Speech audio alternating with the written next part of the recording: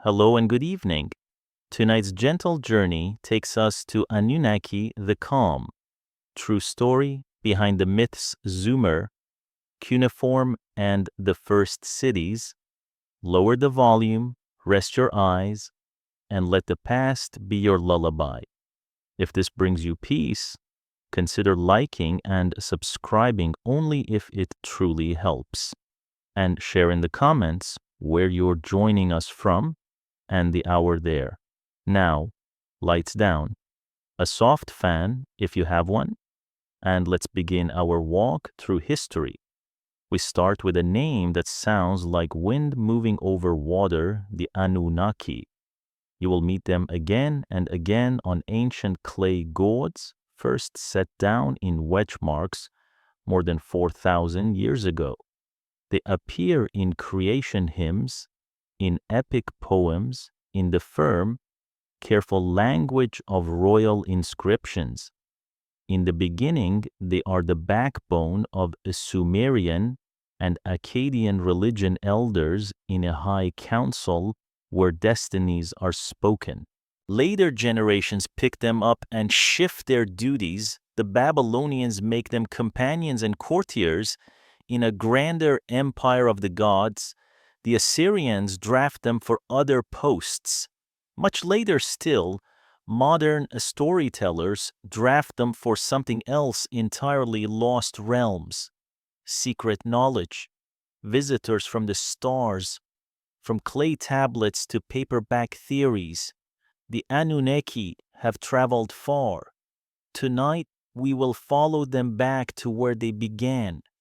Tell me where in the world you're listening from and what time it is there, whether you're settling down for sleep or simply curious about how ideas endure. I'm glad you're here. Now, to picture the beginning of cities, do not reach for marble or avenues. Imagine instead a wide, low world at the lower end of the Tigris and Euphrates, a shining quilt of mudflats and reeds, a restlessness of water and light that today lies mostly in southern Iraq. Each spring, the rivers swelled and frayed into channels, then withdrew and left a skin of silt so rich it could coax life from a handful of seed. One year the flood came short, another year it came hard and ruined the fields. To live here was to watch the water, measure it, persuade it. People learned to cut ditches with baskets in hands, to pack the banks, to let the river wander a little, but not too far. From this slow argument with mud and time, something new took shape. Villages that had been clusters of reed houses, walls woven and plastered, roofs tied with rope, merged into towns with storehouses, shrines, and quays where boats could nose in at dawn. Canals stitched the ground together. You could walk a levee and see the land shining in long rectangles, barley moving in the wind like cloth on a line. A few of those towns became what we can call true cities. We give this country a name, Sumer. There's nothing mystical about the beginning, and yet it feels like a miracle because ordinary work done for generations suddenly compounds. A ditch keeps a field alive. A field feeds a family. A family keeps a canal crew moving. A canal keeps a town together. Before long, the town begins to act like a mind. If you close your eyes, you can hear it. Kilns breathe and glow in drowsy courtyards. Millstones rasp as they turn. Goats bleat under date palms. Somewhere, water slaps a wharf post. There is a smell of damp clay, of char, of grain warming in the morning. Boats slide along the canal bends, carrying timber from distant hills and the stone from places the delta cannot make for itself. This land has very little wood and less stone, and yet its people want both, so they trade textiles for copper, dates and beer for the hard things the plain lacks. Their wants become roads on water. Everything that mattered could be counted. And that is where the strange beauty of writing first begins to look like writing. For generations, people had kept tallies with little clay tokens, each shape a promise cone for this, sphere for that.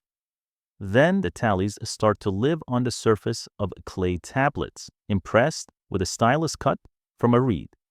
At first, the marks say only rations, deliveries, head counts, bins.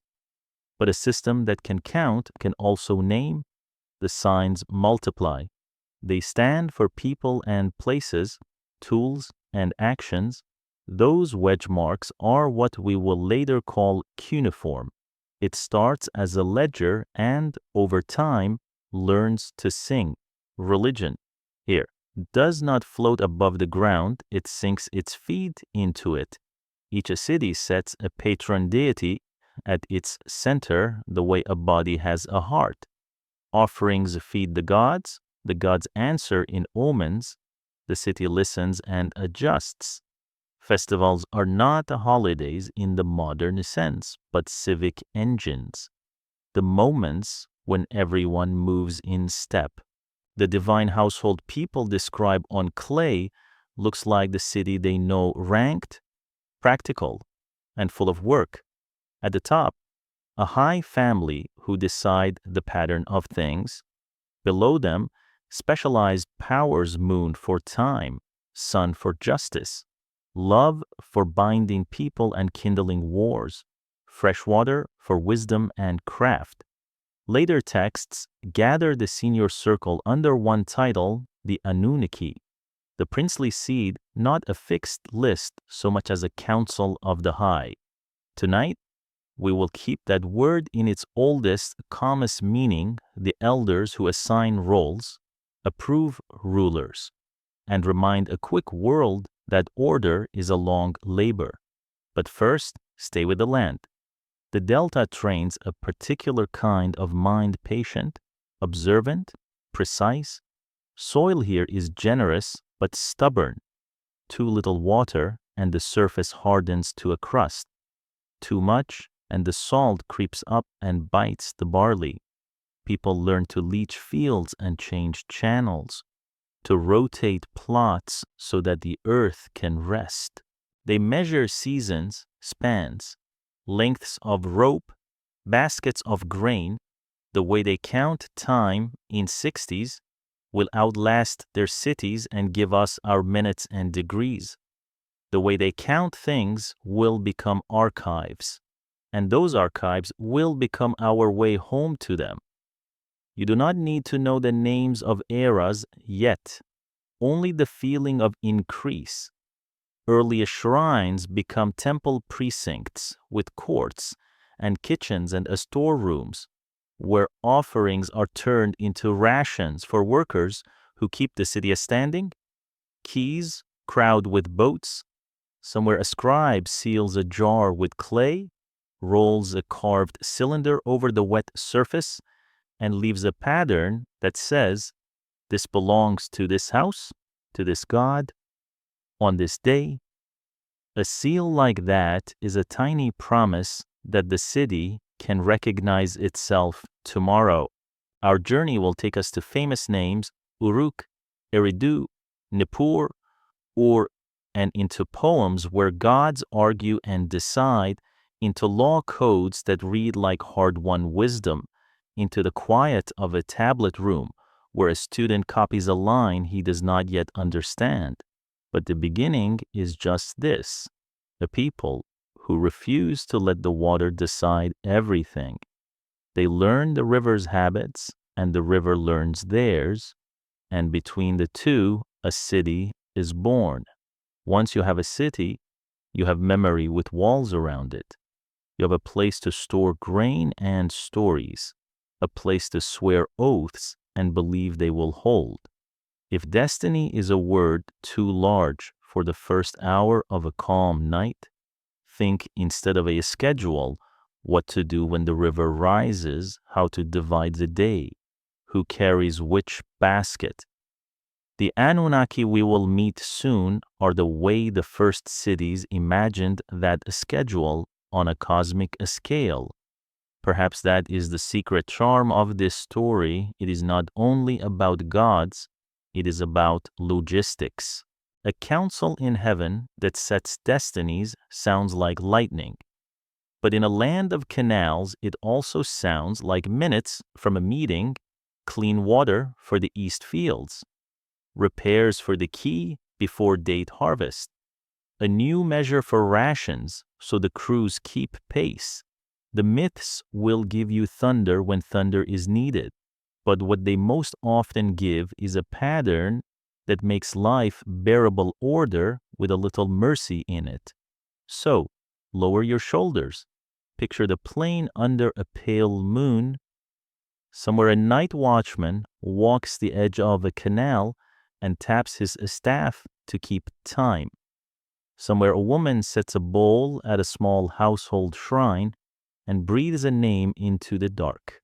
Somewhere a scribe angles a lamp away from the tablet so the light does not glare on the wet clay. The first cities have begun to write themselves into being, stroke by stroke, mark by mark. And sitting in the high seats of that imagined court are the Anunnaki elders of a world that believes the universe can be persuaded to keep good order, if only you count carefully, honor your promises, and keep the water in its banks. Picture a city coming into focus as if the morning mist were lifting first a temple on a raised platform, then the outline of courtyards, then lanes creased by cart wheels, and finally the shimmer of a quay where boats crowd shoulder to shoulder. Archaeologists give the earliest pages of this place their own patient chapter names.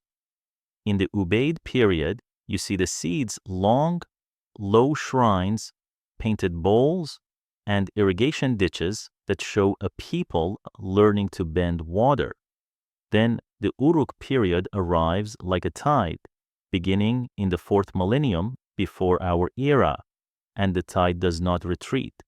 Uruk grows into something the world has scarcely seen before, a metropolis by ancient measure, tens of thousands of souls pulsing with work and ritual. The city lifts 2 sacred hearts from the plain, the Inanna precinct for Inanna, fierce patroness of love and civic pride, and the high terrace of Anu, the sky god. On one elevation rises a whitewashed temple that seems to catch a sun from every direction, a beacon of lime and clay that announces, even from miles off, that order has a house here. Listen again to the texture of the place. Kilns roar, pots ping as they cool, and looms clack in long sheds. Somewhere a copper smith lifts a crucible and tilts a thin ribbon of metal into a waiting mold. At another corner of the city, the brewery sweetens the air. The plain offers little wood and less stone. So there is a constant hunger for what lies beyond the horizon. Barges nose in from upriver with timber and limestone. Traders from the Gulf arrive with copper and shells. What does Uruk send out in return? Woolen textiles woven in quantities that make a harbor clerk smile. Dates, oil, fine crafted goods, things a light boat can carry in bulk and that other lands desire. Trade becomes a second river running beside the first. All this movement requires counting, and counting requires a memory that can be stored outside the head. For a long time, the memory lives as tokens. Little clay shapes kept in jars, each a promise for sheep or grain, beer or oil. Then, in a quiet revolution, scribes press a stylus to damp clay and let marks stand for the things themselves. At first, it is simple rations, deliveries, who owes what to whom, but a system that can tally, can also name. Signs for places and people, for tools and actions, accumulate until the page, really a palm-sized tablet, becomes an instrument for more than inventory. The wedge-lined script, we called cuneiform, begins as a ledger and then refuses to stop there. It takes on hymns and letters, contract and stories. Someone draws a canal with banks and bends and calls it a map. Someone else writes a list of professions, another a list of plants. The city learns to see itself in symbols. Administration has a visible shape. The temple is not only a sanctuary, it is a household that owns fields, herds, and workshops. Its storerooms hold the economy's breath. Priests oversee rites, but also rations. They keep the keys to the granaries, record corvée crews for canal work, and distribute beer to the people who keep everything moving. Hierarchy grows out of necessity. Someone must marshal labor when the river rises wrong or when silt clogs a main channel. Titles harden into words. An Ensi is a city's steward governor, the god's administrator. A Lugal is a big man, the one who represents the city in war and treaty. Neither is a god, but each must speak as if the gods are listening. Councils meet in temple courts under the gaze of divine statues and assign men to dredge, repair, and reap. Read the tablets and you hear the civic rhythm. Send 20 to the east levee by first light. Deliver barley to the quay before the date harvest. Mend the quay steps by the festival's 5th day. Uruk is not alone. The rivers string other cities like beads. Nippur becomes the sacred hub, the place where rulers seek the token of rule. To be recognized, there is to become real. Eridu, far to the south near the old edge of the Gulf, claims the oldest worship and the sweet waters of the deep, fresh springs that taste like news of luck in a briny world. Will raise a ziggurat so commanding that travelers centuries later will still stop and stare at its stairways.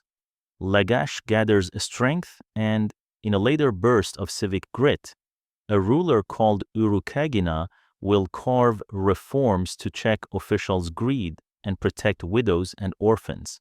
Kish, watching the northern approaches, appears again and again in early royal lists as if the city were a gate you had to pass to enter history. Because the plain is poor in resources and rich in ambition, Sumer becomes a place of routes and bargains. Boats thread canals out to the Gulf, then slip from haven to haven. Dilmun on the islands and shores of what is now Bahrain and eastern Arabia.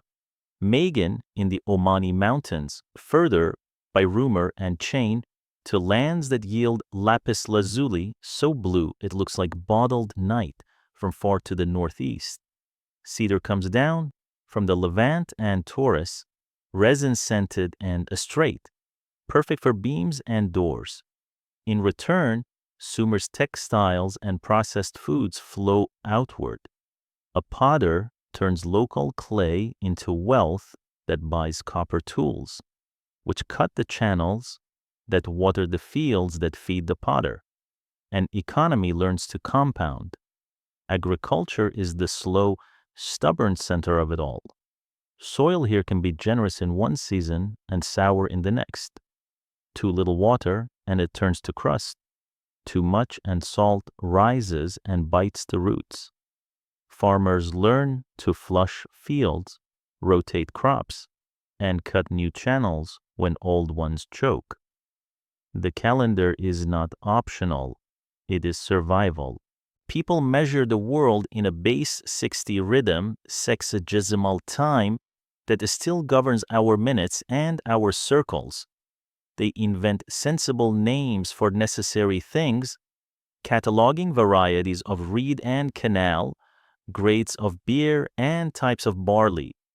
The list is read like a love letter to precision, a recognition that life depends on knowing how to name what you must repair. Religion folds itself into this work without a strain. Every city loves a patron deity, as a person loves a household fiercely, with a sense of pride and duty. Inanna stands for Uruk, Enki for Eridu, Nanna the moon for Enlil for Nippur's authority. People feed the gods with offerings, and the gods rule by omens and decrees. Festivals are engines that realign the city statues' process through the streets. Music and beer pour like river water.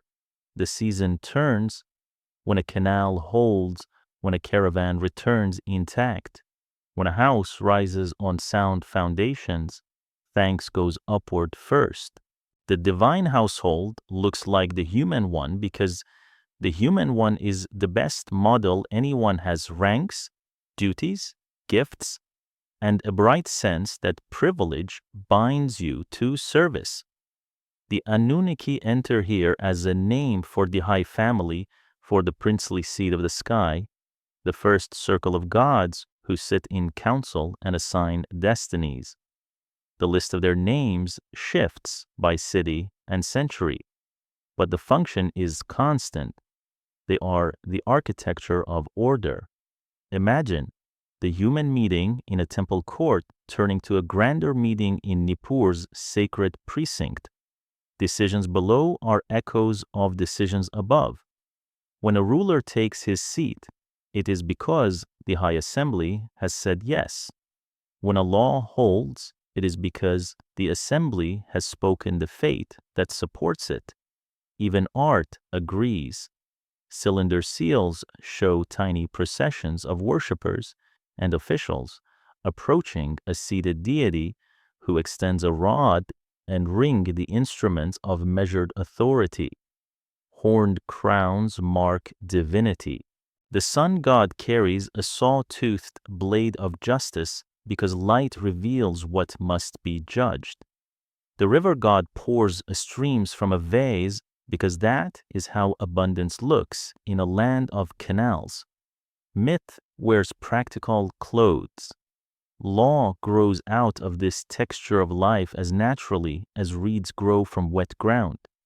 The earliest codes we can name come later, but their spirit is already present oaths sworn by the high gods to guarantee honest weights, tablets that lay out rations, contracts that sketch a field's edge with reference to canals and stones.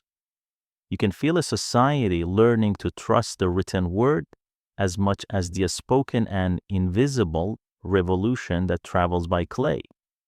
The same habit governs war. Cities quarrel over water rights and boundary ditches. Troops tramp along levees, blocky. Four-wheeled battle carts clatter over the plain. Victories are recorded without poetry on stone stelae, and border agreements are drawn with surveyor's care. Whoever controls the head of a canal controls the lives downstream. Nothing is more sacred than a right of way for water. If the story seems relentlessly practical, it is because the wonder lies in endurance. The first cities survive by combining patience with daring, training rivers, tallying goods, persuading rivals, and building shrines where the human and the divine can meet without panic. A person pours beer on a small altar at home and believes the gesture is seen.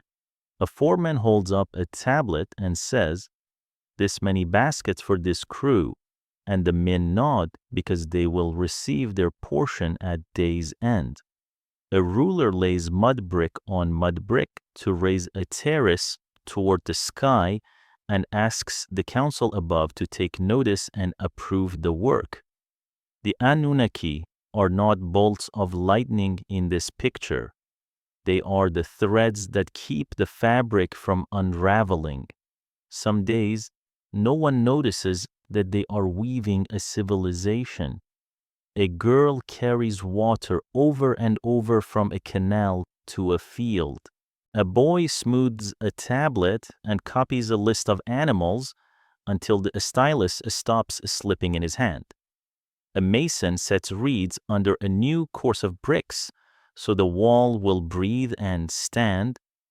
A singer learns the hymn that will be needed in the 5th month when the moon is right. By evening, pathways through the city hold the day's footprints like a script. The white temple still gleams. The key still hums. The plain lies down to shine under a stars that the people will soon learn to read like a second set of tablets. And somewhere, in a cool room, a scribe places a small rectangle of clay on a shelf to dry. On it, in wedges that look like reeds pressed by a careful hand, a young city has told itself what it must remember tomorrow.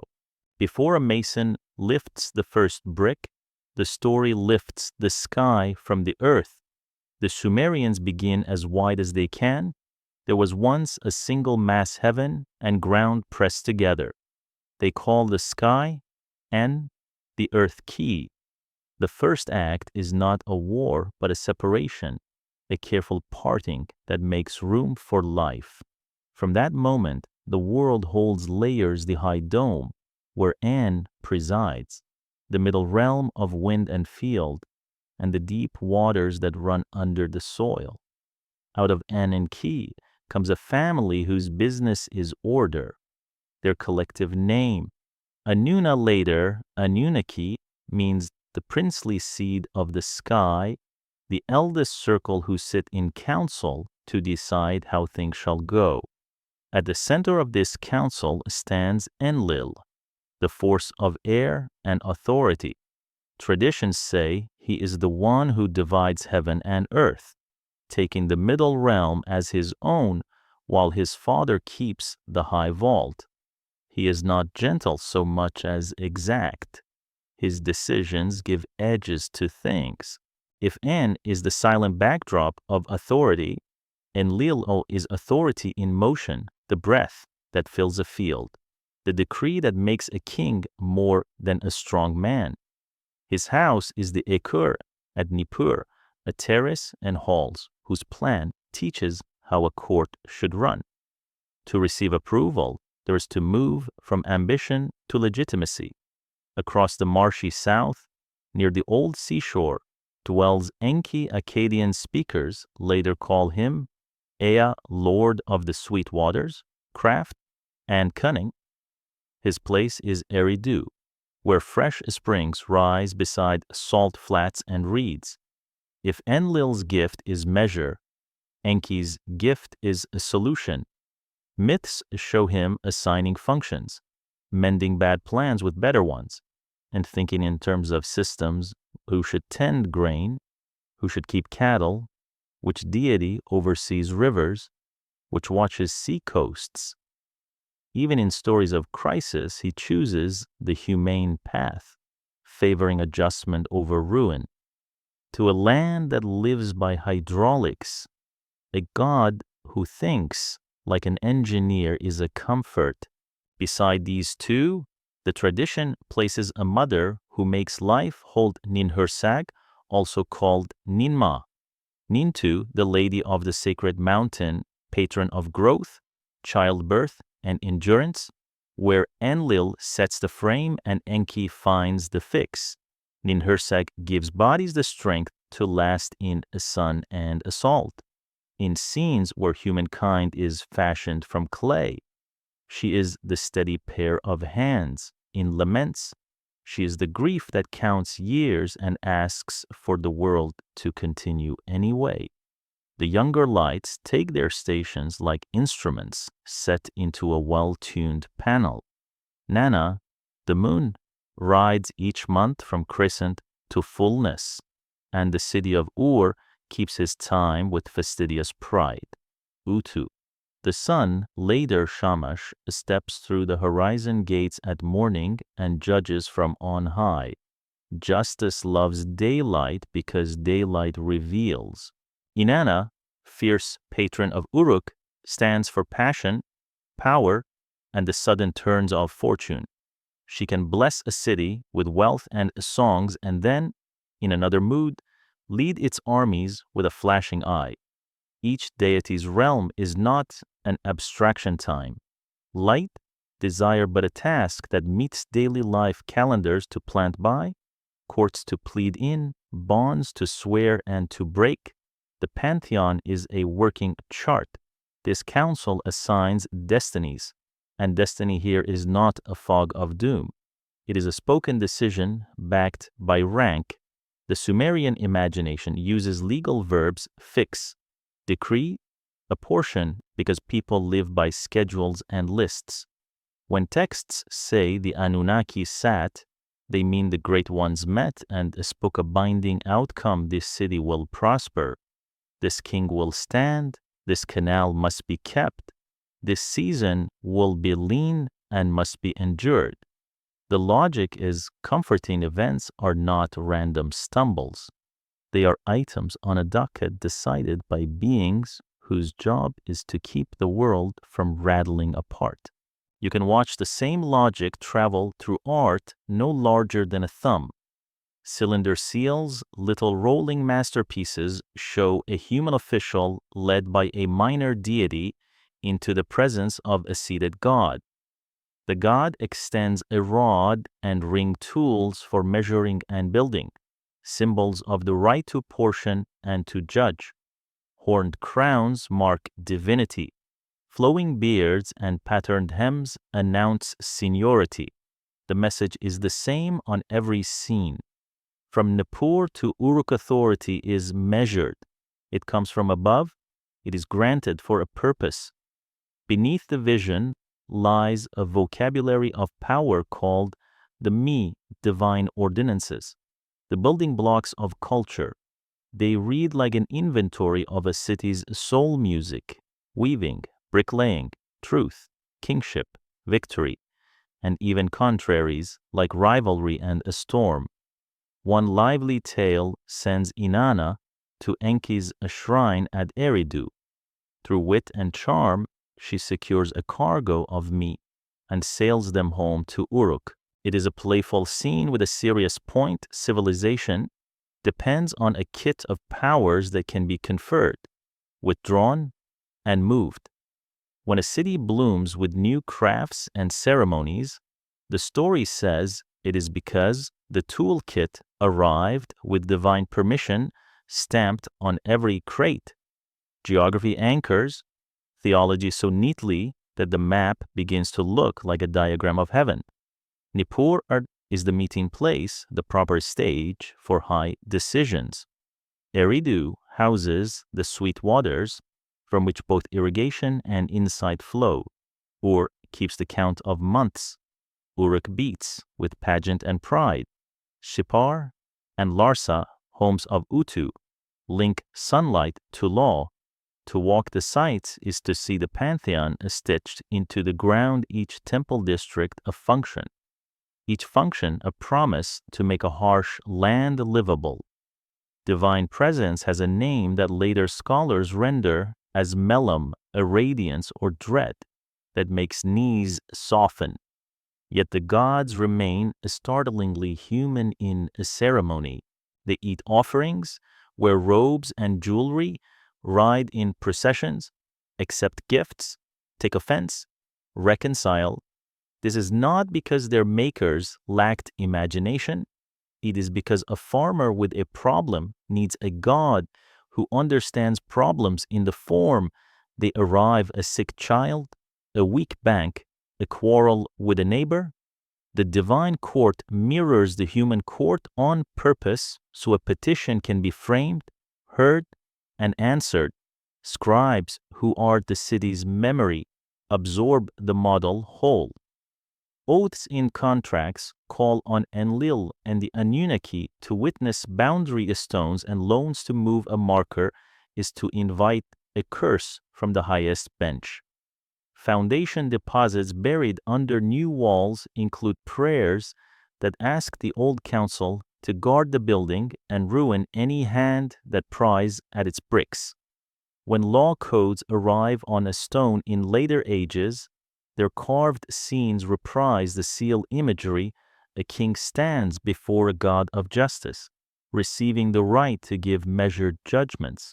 Nothing is private in the eyes of such a system, not a field edge, not a half shekel weight, not a promise muttered on a key at dusk. If decisions are set above, people will want to read them before they land. So a craft of divination grows with the same sober care given to canals. Priests pour oil on water and watch the way it feathers a practice that turns a surface tension into a message. They inspect the livers of sheep and memorize what ridges and pits once corresponded to storms or safe journeys.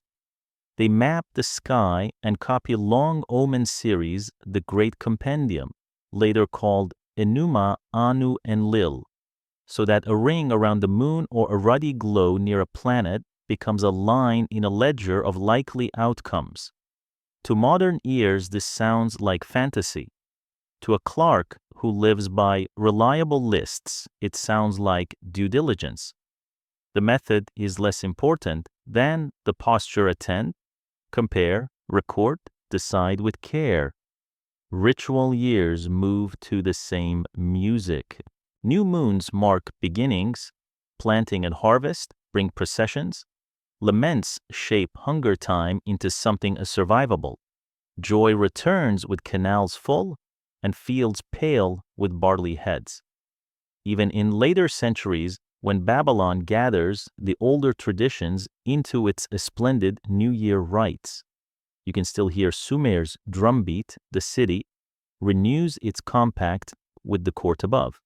The king submits, is approved, and leads the year out into the streets.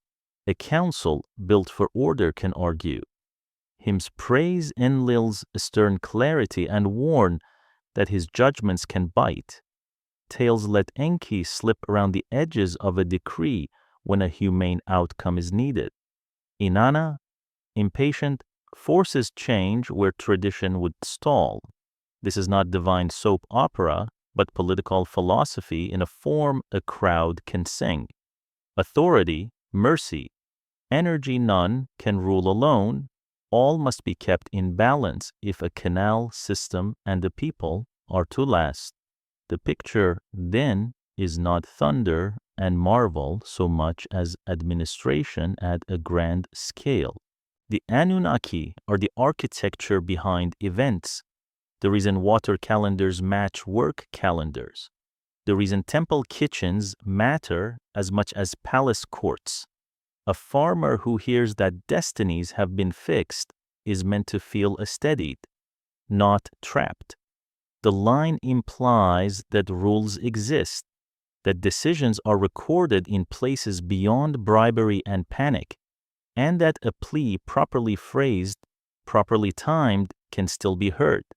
In a land where rivers can erase neighborhoods in a night, this is the deep kindness of the system. It says, the world has a bench, and that bench sits every day.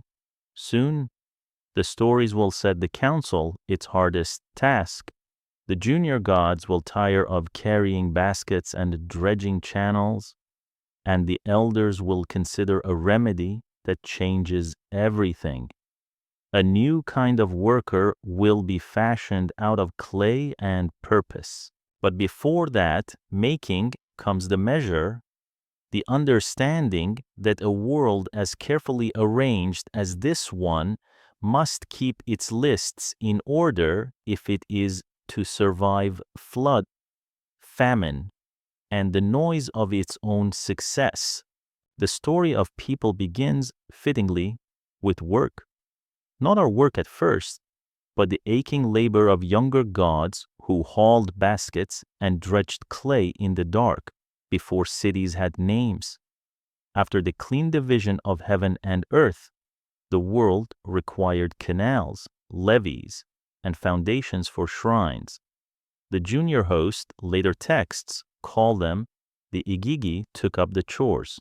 They dug channels through wet soil, raised banks, cut and laid brick, and kept the year's water within its patient paths. They endured for seasons counted in generations. Songs kept pace, shoulders burned. One hot night, patience failed. In an old Babylonian poem we now call Atrahasis, the canal crews drop their tools and march as one to Enlil's house at Nippur. They do not knock. They circle the gates with torches, and the message glows as plainly as any omen. The burden has become impossible. Nusku, Enlil's vizier, brings the news inside men at the threshold. Ditches untended, tempers up. Enlil's first instinct is punishment. Order must not bend. But the room is full of senior gods who know where cruelty ends in empty fields. Enki, lord of fresh water and good plans, proposes a remedy that is both bold and practical. Make a new creature to stand between heaven and earth. Let it take the baskets, steer the boats, keep the ledgers, pour beer before the shrines, and will speak to both sides in a language that sticks. A council requires a cost. Enki's design calls for clay from the life-bearing ground mixed with essence that carries purpose. The assembly selects a god from among the rebels. Some tablets name him Geshtue, intelligence, others Ilawela. His blood will carry knowledge into the mix, not as a grisly token, but as a reason. A creature of mud can count, command, and pray. Ninhursag, also called Ninma, Nintu, the mother of all living, takes charge of the craft. Enki brings up clay from the Abzu, the sweet water deep beneath the land. The chosen blood is poured and stirred. Incantations are spoken over the bowl. 7 and 7 birth goddesses gather, each to shape and carry a portion. The forms are placed in a womb house. Time passes under watchful arithmetic, months ticked. Signs noted, and when the count is right, the doors open. The first people step blinking into air. The poems linger at that threshold, as if everyone present paused to take their measure. These beings are not beasts of burden. They are quick with hands and steady with eyes. They can learn to tally barley, to lash reed ribs for a hull, to bake brick, to sing a procession into motion. They are assigned immediately. They will dredge canals, tend temple fields, grind grain, brew and pour, build and repair, keep peace within courtyards, and carry the city's work forward. In return, they will receive rations, clothing, and the shelter of a god's protection. From that moment, the elder powers are relieved of labor that was never meant to be divine forever. Humans stand in the middle world as the working link. The myth does not stop at the birth scene. It imagines a system with the calm detail of a clerk. Men are assigned in gangs by week to the banks of a canal. Their names are listed, their rations recorded in base 60 measures. Overseers answer to a temple scribe with a stylus still wet. Women bear and nurse. Midwives learn their craft. Ninhursag watches with the stern tenderness of a patron who knows how close danger stands to joy. As the city grows, records multiply. The first extant tablets of ordinary life echo the promise in the story corvée rosters, barley lists, inventories of loaves, jugs, and animals offered to the high circle at new moon. Clay body created from clay ground becomes clay tablet that tracks the life of that body. Myth and account confirm each other. Enki's part throughout is not distant creation, but ongoing a counsel. He teaches tools and timing. He sets the rule for flushing salt from fields that have drunk too freely.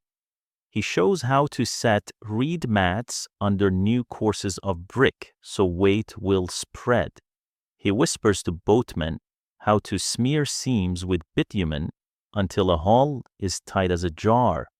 He introduces the gentle tyranny of the calendar festival days, work days, new moons so that thousands of strangers can move as one. He even arranges, quietly, that the arts of midwifery and healing have patrons and routines. A world this precarious thrives not on miracles, but on competent habits. Ninhursag, as mother and maker, stands with grief as well as with growth. In lines that pass through different versions of the tale, she counts the years a person should live and marks that number on a small tablet of destiny. The count is not a punishment alone. It is a boundary that makes society possible. In a land where surplus brings noise and crowding, limits are a mercy. Mortality curbs a success that would otherwise swell until canals snap and shrines quake. Few ideas in the tradition are more bracing or more modern than this. Enough is a virtue. Too much breaks what you meant to save. In the schoolrooms where scribes later copied Atrahasis, the clay logic of the poem met the clay logic of their own day. A list of canal crews from Sippar, a set of fines for moving a boundary stone at Eshnunna, a run of rations at Ur. All the small rectangles agree with the myth's claim. People were made to carry baskets because a world of levies and the schedules needs backs and hands. When a text says the gods went hungry during a crisis, it is not only comedy about banquets in the sky, it is a reminder that offerings stop when labor stops. One more reason to keep the compact between shrine and a street. The story finds room for dry humor and plain humanity. When the Igigi throw down their tools, you can almost hear a foreman curse and a drummer lose the beat. When the first sacrifices smoke after a long interruption, the gods gather like flies over the roast, a line that has survived in Kribal copies for centuries because it rings true and because affection for these busy, flawed beings runs deep. The divine household behaves like a household. The sacred is not always thunder. Sometimes it is a kitchen fed on time. Creation is followed by consequences. Population rises. The city is noisy. Sleep is thin. The council tries a sequence of controls that look eerily like policy plague. Famine, drought. Each time Enki shows people how to cope and the pressure returns. At last, Enlil proposes the clean slate of a flood and binds the gods to silence. Enki speaks to a reed wall that a wise man can hear, and a boat is built with practical instructions. You could give a river carpenter today wood and reeds, ropes and rips, seams hammered full of pitch. The flood arrives, the craft rides, a dove, a swallow, a raven tests the world. Sacrificial smoke rises, mercy re-enters the room. Limits on lifespan, gaps in fertility, ceilings that keep the map livable, these become the long terms of the arrangement. That larger turning belongs to the next part of the tale, but its shadow lies across the birth scene. Humans were made as a remedy. Remedies require maintenance. The making itself echoes through other stories with different accents. In a Sumerian composition, often called Enki and Ninma, the god and the mother fashion various human types and aspire Gently over their fitness, a person who cannot walk fast finds a seat in the king's court. One who cannot see takes a priestly role. The point is, as tender as it is, practical society has work for the imperfect, and dignity can be assigned by office. In another strand, the divine ordinances of the city, arrive by boat at Uruk in Inanna's triumphant hands, and the place blooms with crafts and laws. The making of people is never treated alone. It is stitched to the making of culture so tightly you cannot pull the seams. Back on the ground, a visitor would find the arrangement spelled into clay and brick. Oaths written beside contracts invoke the Anunnaki to witness fair weights and true borders. Foundation tablets under fresh walls ask the high court to guard the work and ruin the hand that tampers with it. Schedules for canal cleaning list crews by name and the days they owe. If you could follow a single barley loaf from field to oven to altar, you would trace the purpose of humankind as cleanly as a line on a map. Grow, measure, share, remember, give thanks, begin again. It is not a grand philosophy until you see what it saves. The creation of people is therefore not a myth of flattery. It does not say we were fashioned to be kings. It says we were made competent and responsible, with a touch of divinity in the mix so that we could understand why competence matters and why responsibility binds. We carry baskets as a vocation, not a sentence. We keep calendars because the year answers to order. We swear by names older than brick so that the strangers can do business without fear. The theology is humble and, for that reason, unsentimental. It faces a hard landscape without blinking and offers a compact that honors a sweat. Soon the flood will test that compact and set the pattern for mercy with limits. For now, the new creature stands in the sun, listening to the low rush of a canal and the thin crackle of baking brick. Behind him, a scribe sits with a stylus and makes the first of uncounted marks. Ahead, a city learns to breathe with the gods' work days and feast days, laments and celebrations. The long rhythm of a people who believe that fate can be spoken in public and that work, done together, can keep the world from coming undone. The oldest flood in writing begins without thunder. It begins with complaint. People newly made, newly busy had multiplied. Their smoke and voices rose like the buzz of summer marshes and wandered through the night. Enlil, keeper of authority and quiet, could not sleep. The council met.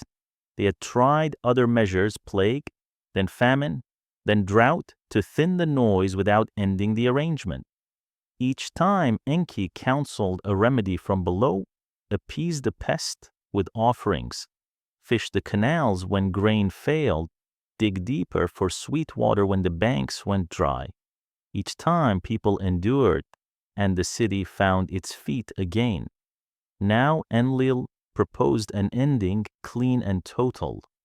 A flood would wash the map, and silence would return. The great ones swore an oath not to warn humankind. Oaths matter when destinies are spoken aloud. Enki bent the rule without breaking it.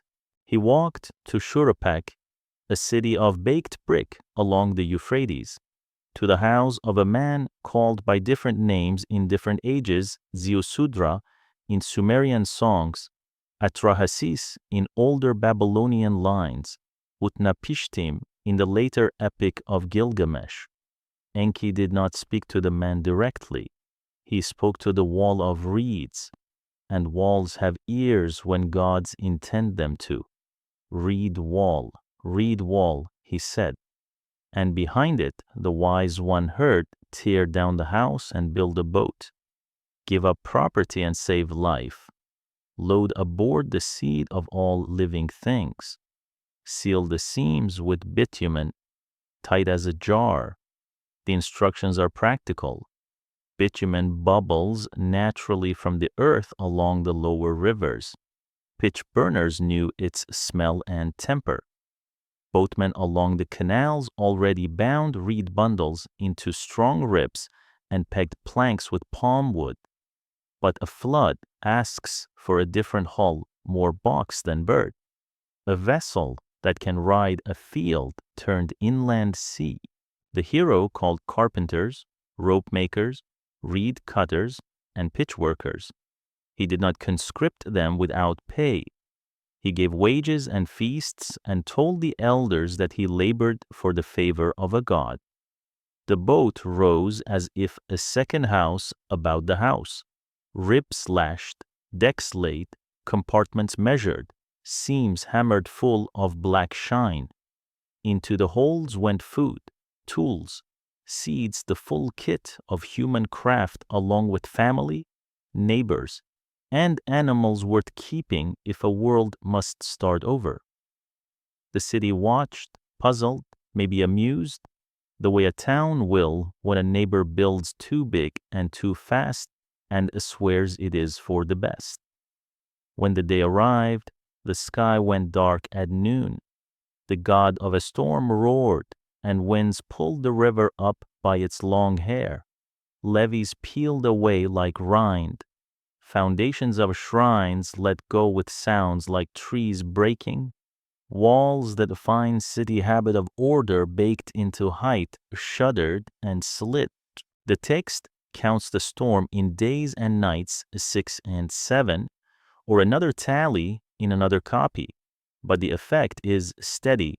The world becomes a single surface, without edge, without gate. The boat rides not like a proud ship with a wake, but like a sealed basket lifted by boiling water. The hero peers from a hatch when his courage allows, and nothing resembles itself. There is a moment that reveals the Mesopotamian imagination of their gods. While the waters rage, the divine household is not serene. They cower at the rim of the sky like dogs behind a door. Ishtar laments the decision through tears. How did I consent to this? She cries in later lines. A goddess, suddenly a woman who has done a thing she cannot recall. It is not blasphemy to show fear in heaven. It is honesty about how catastrophe looks, even to the strong. At last, the storm slackens, and the world begins to settle. The hatch opens, light pours in. The hero tests for a place that can bear weight. He sends a dove. It returns to a nowhere that still smells of bitumen and wet reeds. He waits and sends a swallow. It returns. He waits again and sends a raven. The raven finds a perch and does not come back. That absence is permission. The hero opens the boat. His foot touches ground. He builds an altar where the mud is firm and stacks wood for a fire. He burns sweet reeds and pours drink. The smoke lifts, and the old line arrives with its strange tenderness. The gods gather like flies around the sacrifice. It is comic and true at once. For all the grandeur of the court above, the divine and the human economy share a kitchen. While the flood lasted, there were no offerings. Hunger softens anger. Enlil sees the smoke and knows the oath has been bent. He arrives in fury. Enki answers not with apology but with reason. There are other limits than drowning, he says. Let human lives be shorter. Let fertility falter at intervals. Set ceilings that keep the world bearable. Do not erase what you can regulate. Mercy returns, but not the old terms. In one tradition, Ziusudra is given life like the gods and sent to a far bright land, Dilmun, a clean shore of dawn and springs. In another, Utnapishtim and his wife receive the rarest gift, a place outside the count of days, and are set at the mouth of the rivers, beyond ordinary maps. Their exception establishes the rule. No one else will live without end. The compact after the flood is restraint made policy set spans for a life, accept gaps in growth, honor limits as the price of survival. When you set the flood story beside the ground, it never feels like weather alone or whim. Excavations at cities named in the tale have yielded bands of clean river clay that cut across older strata, a sudden high-water deposit in the early 3rd millennium that blanketed streets and courtyards before new builders returned. Not the end of the world, but the end of a generation's plans. A delta lives with change as a neighbor. Rivers shift. A city is drowned by a bend that wandered in the night. Memory makes sense of loss. With a verdict that fits its theology, the council reset the year. People pledged to listen better. The craft details ring true against the archaeology too. Mesopotamia grew cities without forests. It had reed, mud, palm, and a patient genius for turning poor materials into durable forms. A river boat in that land is a long-ribbed basket with a spine, perfect for canals, impossible against ocean swell, yet exactly what you would want for floating above a drowned plane. No miracle is required beyond the old, honorable magic of pitch and rope, a coracle for a family, multiplied to the scale of a neighborhood, sealed until the sky changes its mind. The flood carries a moral that is neither thunderous nor small. When the smoke rises and the gods breathe again, Enki's argument prevails: do not solve noise with annihilation. Solve it with measures that put a frame around appetite. Human lifespan shrinks in the king lists, from the dreamlike reigns before the flood to numbers that look like years you can live and remember. Priestesses in certain roles do not bear children, and the rule travels with them as part of their office, a faint echo, perhaps, of the new economy of fertility. Calendars harden from local habit into reckoning that cities can share, so that festivals and canal work keep pace. It is all the same lesson said in different rooms. Enough is a virtue, and order is mercy. The tale, copied and carried, became a hinge for neighbors. When the poet of Genesis set his own flood on a single god's shoulders, he kept the birds, the boat, the sacrifice, and the promise not to repeat the act. The sign of that promise was a bow in the clouds instead of a new policy on lifespan. But the human feeling is the same. The world nearly ended and was kept, not to be tested that way again. In the older riverland, the promise is less pictorial and more administrative. The compact is not sealed only with light, it is sealed with rations, schedules, and limits the living can understand.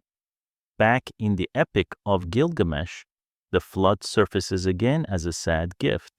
The king of Uruk comes seeking a cure for death. Utnapishtim tells him the story on a desert shore, and then sets him a test to stay awake for 6 days and 7 nights. Gilgamesh cannot sleep. Twin of death settles over him before the sentence is finished. The old survivor bakes a loaf for each day the king lies there, a simple proof when he wakes that time has passed and that no one escapes its count. A plant that restores youth briefly glimmers as consolation. Then a serpent slides away with it into water. Uruk's king goes home, not immortal, but sobered and ready to build his city well, which was always the point. In the city, the flood spared, ritual settled into remembrance. Laments were sung for places that had fallen. Offerings were made to invite a verdict to change. Boundary stones were set with curses for any hand that moved them, as if to annotate the new humility in law. The Anunnaki, those high ones whose counsel can ruin or restore, were invoked more often as witnesses and judges. The Tablet of Destinies, a symbol of authority that had flickered in earlier tales, gained weight without a recognized seat of decision. Power becomes noise again. The logic is unforgiving and humane at once. If you want a future in a land like this, keep your promises under names older than your walls. Keep your canals clear. Accept a span of days that leaves the earth quiet enough for gods and people to sleep. After the waters, kingship resumes in a city the lists call Kish. The line of rule moves again across the plain like a slow caravan, rediscovering the old roads Uruk, Awan, and on. The river learns its bed, the brick kilns glow, a scribe sits with a stylus on his knee and copies the flood into a neat hand because the students must learn both language and limits. The story is not told to frighten. It is told to keep pace between work and worship, between noise and rest, between what we want and what the world can stand. After the flood, the river found its bed again, and people did what people always do, they rebuilt. The king lists march forward, naming cities that carried the office like a baton. Kilns glowed, canals were trimmed and taught to behave. Scribes sat at low tables and pressed neat wedges into clay, copying the same old stories and adding new chapters in a careful hand. Out of this steady labor, a different center of gravity rose on the plain, a city whose priests would retell creation so that its streets stood at the pivot of the world. Babylon began as one more port on the Euphrates. It became a capital by combining law, spectacle, and a genius for administration. The line most people remember from those days has a king's name in a stone Hammurabi. His stele shows him standing before the sun god, who is also the judge Shamash, receiving the rod and ring. Those tokens of measured authority that cylinder seals had been rehearsing for centuries. The laws beneath run like a dry river of fairness and warning fines for false weights, penalties for moved boundary stones, provisions for fields drowned by bad luck. It is not that justice was invented then, it is that justice was now engraved in a public hand, under a scene that told everyone who watched where right order came from. That image, the man and the radiant God, the scepter as a yardstick, the law as a ledger, folded 1,000 small quarrels into a theology that reached the sky. Priests, for their part, understood that a rising state needs a story that fits its size. Babylon's clergy took up reeds and tablets and shaped an epic whose opening words have outlived their language, Enuma Elish. When on high, it begins not in fields and canals, but in waters before waters, the mingling of sweet deep Apsu and salt abyss Tiamat. Younger gods multiply and make a noise that first fathers cannot bear. From the quarrel emerges a champion, Marduk, armed and assured, who volunteers not only to subdue chaos, but to organize whatever follows. He defeats Tiamat, splits her body to vault the sky and line the deep, fixes stations for the lights that mark months, assigns paths for planets, and sets a calendar so the year will keep faith with the fields. Creation here is not a snap of fingers. It is civil engineering backed by force. Human beings enter this newer script with a detail that sounds like an echo and a revision. The older gods complain again of work, those endless chores a living world requires. This time, Marduk takes Kingu, leader of the rebel host, and from his blood fashions humankind. The point is precise. People will lift what wearies divine shoulders. They will brew and tally, dredge and stack, sing the hymns, and sweep the thresholds. In return, they will live with law, with festival, and with the knowledge that their effort fits a pattern set in a higher court. The Sumerian insight that culture is a toolkit granted and guarded by the gods still stands. The Babylonian retelling puts one foreman at the center and writes a brisk manual for empire in his name. The Anunnaki travel into this arrangement without vanishing. In the older imagination, they are the high circle who sit in council and decree destinies. In the Babylonian age, lists sometimes count them by the hundreds, as if a court had sprouted departments 300 above, 300 below, a symmetry that would have delighted any temple accountant. They become the broader company under Marduk's chair, a cabinet and a bench at once, while the younger champion receives 50 names, each a title that absorbs a function. He is the establisher of decrees, the restorer of cities, the healer, the shepherd, the tamer of the sea. None of this erases Enlil's stern majesty or Enki's Ea's clever counsel, Ishtar's bright danger, or Shamash's daily justice. It reorganizes the seating chart so that decisions run through a capital rising in brick and pride. You can still walk some of that pride. Babylon's processional way once ran between walls faced with glazed bricks, the color of evening, past lions and dragons that seemed to breathe when the lamplight flickered. The Ishtar gate, blue, brilliant, and ruin-proof in memory, led toward a temple quarter thick with rooms and ritual. In its heart stood the Isagala, the house whose top is lofty, and beside it the step tower that later centuries called Etemenanki House, foundation of heaven and earth, a vertical logic in baked clay that told every passerby what the city believed about order and altitude. These were not monuments thrown up to flatter a season. They were tools, stages for pageant, anchors for calendar, brick versions of the very map Enuma Elish recited. The year itself pivoted on a spring festival that stitched heaven to a street.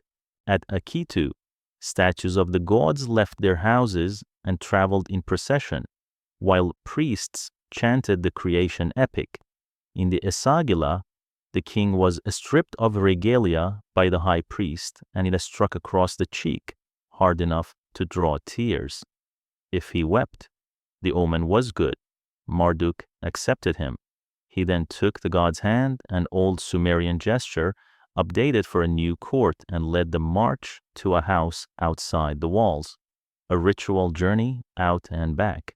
Disorder and renewal rehearsed in a day so the year could start in measure. Nothing in the rite was accidental.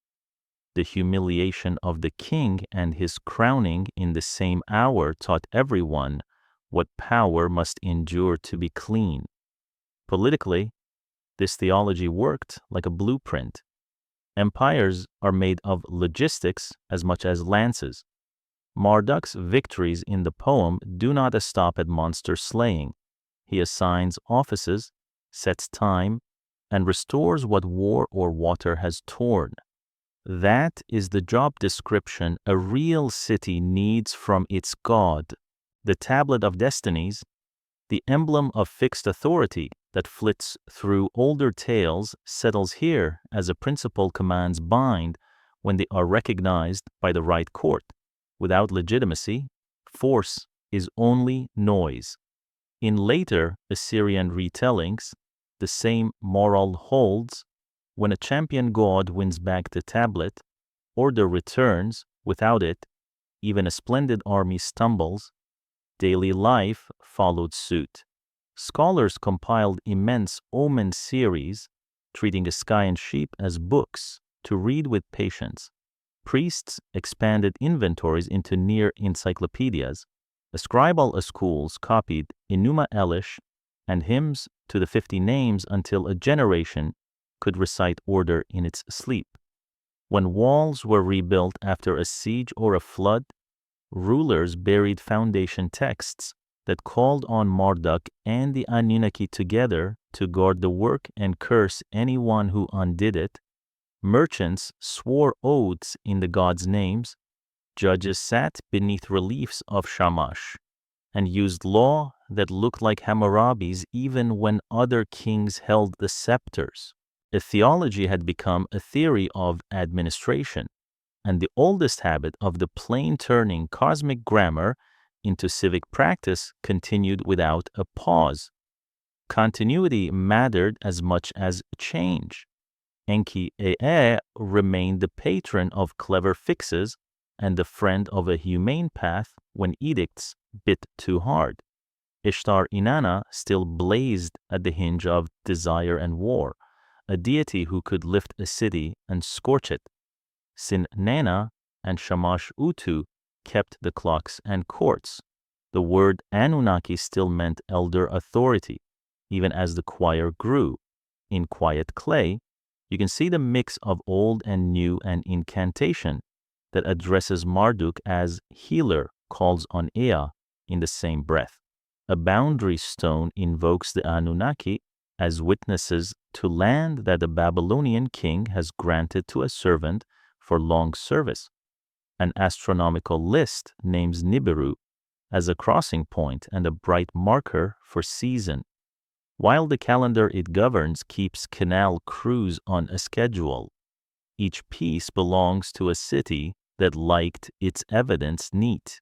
Even the artistry of the age advertised its principles. Reliefs in palaces to the north showed hunts and campaigns in long, cool corridors, but their captions still turned victories into lines that could be read by the same tablet-trained eyes. The Assyrians adopted Marduk when they needed Babylon's blessing and restored his statue when politics required penance. Later dynasties took similar paths. Because the old logic was durable, legitimacy travels through liturgy as much as through lances. A ruler who ignored the god's seating chart might win a season and lose the year. It is tempting to say that Babylon's rise pushed Sumer's gods into history and left only a handsome skyline. The texts push back. They show a tradition that adjusts without breaking. The same compact that began with canals and baskets, humans carry the work. The high court keeps the frame, still runs under new brick. The epic that crowned Marduk did not cancel the Anunnaki. It put them to work in a larger house, and the house itself was designed to be used a place where law and festival, ledger and hymn, calendar and crown met in a style that made sense on the ground. Stand at the imagined door of the Esagila at dawn in a spring and the picture clarifies. Priests move with bundles and bowls. Scribes carry tablets past doorways painted with bright beasts. The king waits his turn to be stripped of ornaments and pride. Outside, the city gathers in shadowed streets that will flood with light. Somewhere near, A boatman knots a rope to a ring in the quay. A canal crew reads a tablet that lists which reach they will dredge when the festival is done. The story of the world is being sung inside and outside. The work that keeps the world standing is scheduled by the same breath. That was Babylon's quiet triumph. It made a cosmos you could walk. Ask a Sumerian mason who the Anunnaki are, and he will point upward, elders of the sky's high court, the ones who decree destinies. Ask his great-grandson under Babylon's brick arcades, and he might nod toward the dark and say, they sit below now, on the bench where all cases end. The name did not change, the job expanded. A world that began with a council above learned it also needed judges under the earth. The same senior powers who once spoke the order of winds and fields came to preside over the quiet city where every road ends. You can see the shift most clearly in a tale as spare and hard as fired clay. Inanna, queen of Uruk, decides to visit her sister in the realm beneath. She passes 7 gates. At each gate, she yields a token crown, beads, sash, ring until she stands without privilege before the law of the dead.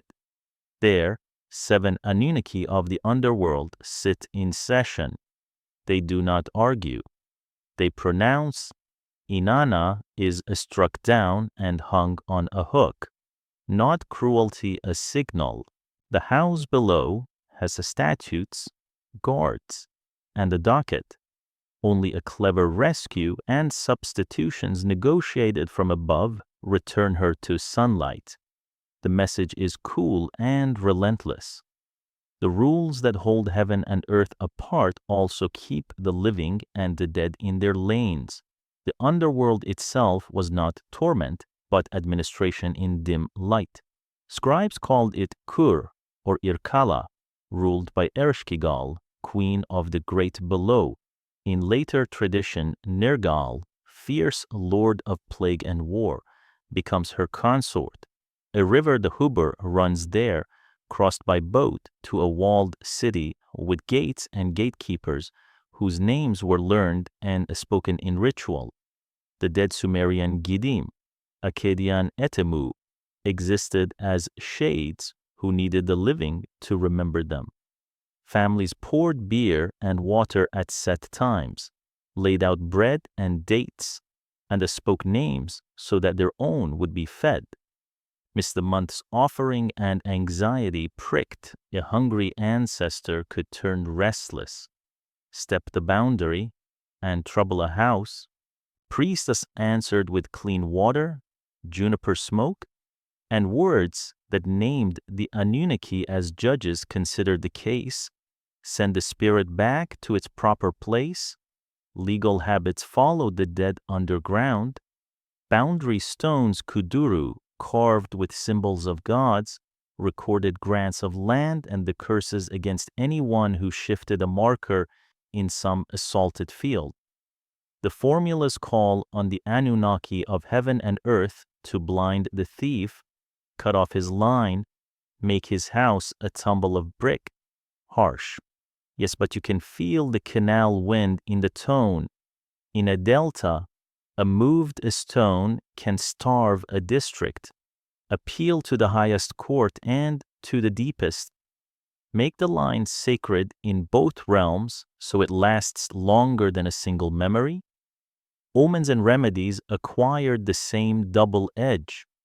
Scholars kept long lists of sky signs, winds, and oddities in flocks.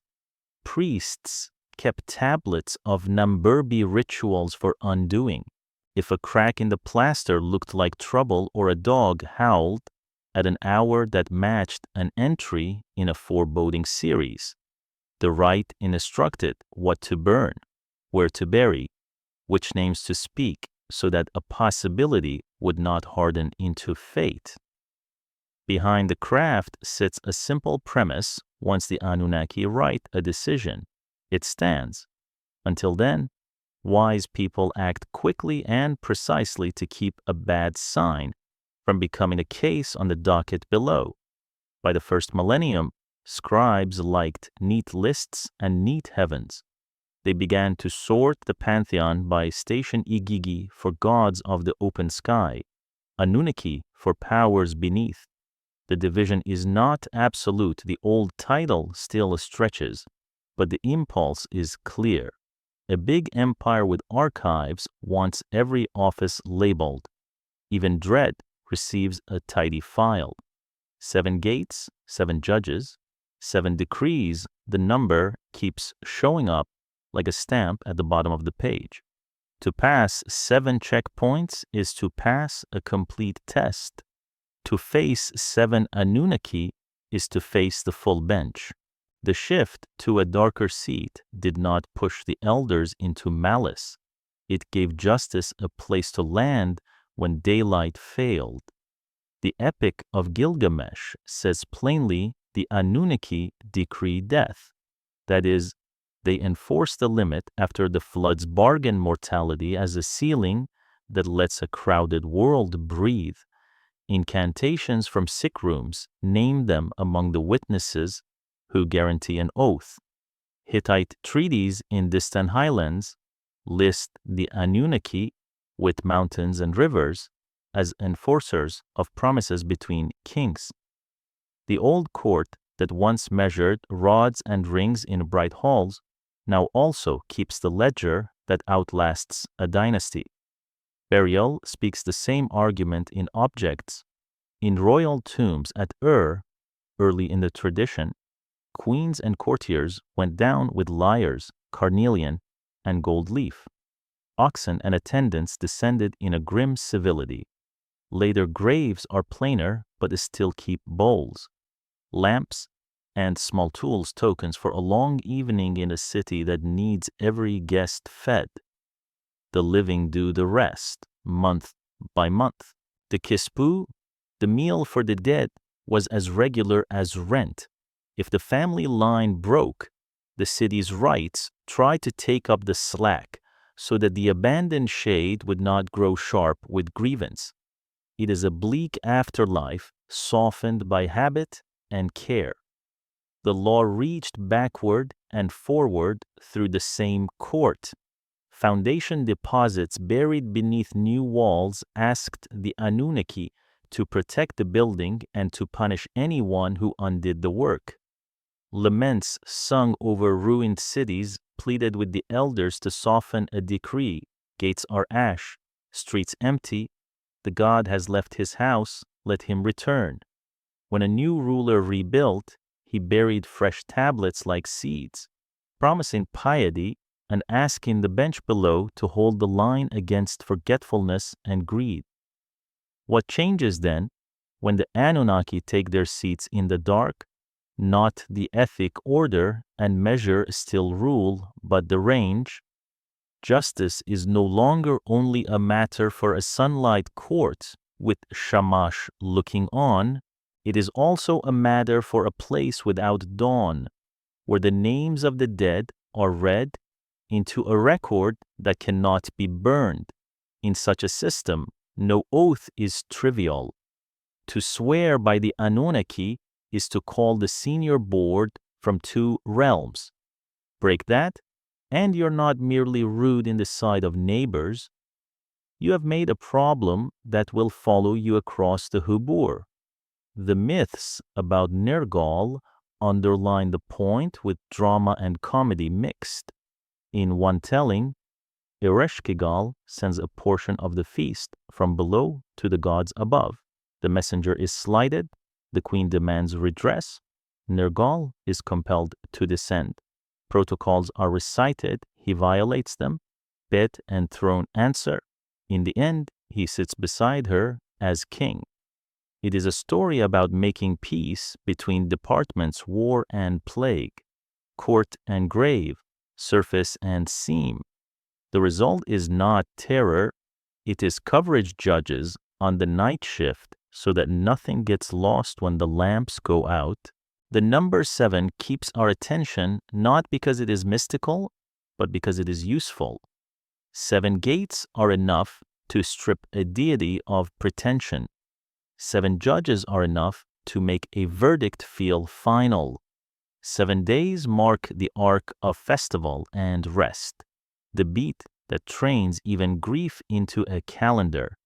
A civilization that gave us base 60 at time liked tidy counters and recurring patterns. It would never leave the largest questions without a table and a set of chairs. If you step from a story back into the rooms where the stories were read, you find the same design. In temple libraries, omen tablets sit near incantations. Lexica lists words for ghosts, next to words for offerings. Boundary curses share a shelf with royal grants. Somewhere a junior scribe practices the formula that calls heaven and earth as witnesses, his stylus clicking at the end of each line. Somewhere a priest copies a list of judges of the underworld with a care that would make a clerk in any century smile. The old council has been extended, not abolished. There is mercy in the arrangement, even with its stern face.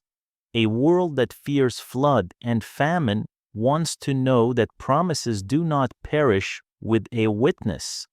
A family that loses a child wants to believe a name still weighs something when spoken aloud. A city that rebuilds for the 3rd time in a generation wants the deepest court to certify the new brick and shame anyone who pries it loose. The Anunnaki, in their second home, offer that steadiness. They are not thunder and a spectacle. They are the filing system of fate, the bench that outlasts a palace. Stand at a grave in dust and heat and pour a little beer onto the earth. The ground drinks. Speak a name. In the old faith, the sound traveled by custom and calendar to a desk in a city without doors, where 7 elders lifted their eyes and entered a note in a ledger that never burns. The same ledger holds the oath sworn at a canal bank and the grant cut on a kuduru. The same court hears the plea sung over a fallen gate and the ritual that unwrites a bad sign. Above or below, the job is one. Keep order, keep memory, keep measure. The Anunnaki did not change character when they moved seats. They kept the world in balance by expanding the places where balance could be declared. The Sumerians did not imagine their gods idling on jeweled thrones. They put them to work, quiet, ceaseless, administrative work, and then told stories that made sense of the world by assigning tasks to names. A favorite begins with Enki stepping out from Eridu, the city at the meeting of sweet water and salt. He tours the land like a chief engineer. In the composition, we call Enki and the world order. He appoints keepers to marsh and river, to mountain and seacoast. Grain and cattle receive guardians. Carpentry, metalwork, weaving, and music receive patrons. Winds and floodgates are placed under competent hands. The tail moves with the rhythm of an irrigation roster, who is responsible for this reach, this sluice, this craft. If you grew up where the wrong gauge on a canal could ruin a year, this kind of divine dispatching felt like mercy. Woven through that tour is another potent idea, the Ami divine ordinances that make culture run. They are not trinkets.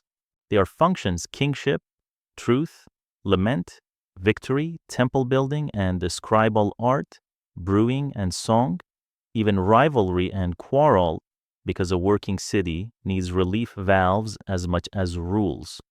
In the lively episode, Inanna sails to Enki and persuades him, half bargaining, half stealing, to send a boat laden with me upriver to Uruk. Enki sobers, sends creatures to intercept her, They fail, the cargo arrives, Uruk blooms. The scene is playful, almost domestic, but the message is sober. Institutions are gifts, portable and distributable, and a city that wins a share of them wins a future. Kingship needed the same cosmic paperwork.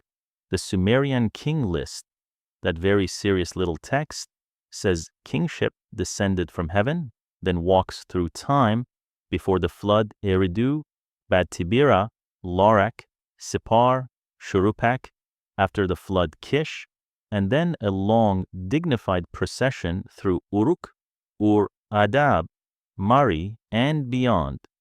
It is not a modern chronology. It is a theology with a spine. Authority does not spring from muscle. It is an office on loan that moves when the council above decides. A city rises because the high court has handed it the tablet and the ring. A city falls and the office goes elsewhere. You can feel how that would steady or sting a ruler depending on his fortunes.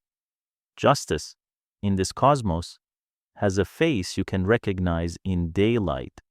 Utu, later called Shamash, is the sun and the judge. Each morning he steps through the horizon gates like a magistrate entering court, saw-toothed symbol in hand. Witnesses call on him when they swear, not as flourish, but as insurance light sees, and therefore law will stick. Oath formulas bring his name together with that of the Anunnaki, as if to say, let this be recorded above, and let it be recorded where no dawn reaches. A contract cut on a canal bank is thus double-entered in clay and in the memory of the court. From time to time, the stories show us procedure, austere and exact. Inanna's descent, her passage through 7 gates, surrendering symbols of rank at each ends in a tribunal. 7 Anunnaki of the deep sit, do not bicker and pronounce. The goddess is struck down, life stalls. Only a negotiated substitution restores the balance. The point is not to frighten, it is to insist. Even in the place, without mourning, there are rules, benches, appeals, and costs. That image dovetails with the world above, where kings parade for recognition and the scribes write receipt after receipt, because decisions must be lodged where they can be checked. Temple building belongs to the same grammar. Gudea of Lagash tells how a god came by night and dictated a plan, dimensions, materials, ritual sequence. He wakes, weighs cedar and brick, lays foundations, and buries under the corners small caches of a stone and metal, and text asking the great gods, the Anunnaki, to keep vandals at bay. When archaeologists lift those deposits out of salt-choked soil millennia later, you can feel the old logic alive in the objects. Announce the work, align it with the court, seal it in the ground, and let judgment stand longer than memory. There are softer documents too, where the divine voice is less thunder than fatherly counsel. The instructions of Shurupak set out advice from a wise elder to a son. Do not move a boundary a stone. Do not neglect the canal bank. Do not tempt a soldier's wife. Pay the reliable boatman. It reads like common sense until you notice how it hums in key with the MI and the court. Boundaries matter because theft of water is an attack on the common good. Canal banks matter because collapse becomes famine. Marital wrongs matter because oaths matter. The gods do not barge into these verses. They frame them. Trade and rivalry get their myth, too. And Merkar, lord of Uruk, wants a stone and metals from far Arada. He boasts, he sends a herald, riddles fly, spells are cast, Inanna is invoked as patron. One version hints that once all human speech was one, and that the god of wisdom resorted it.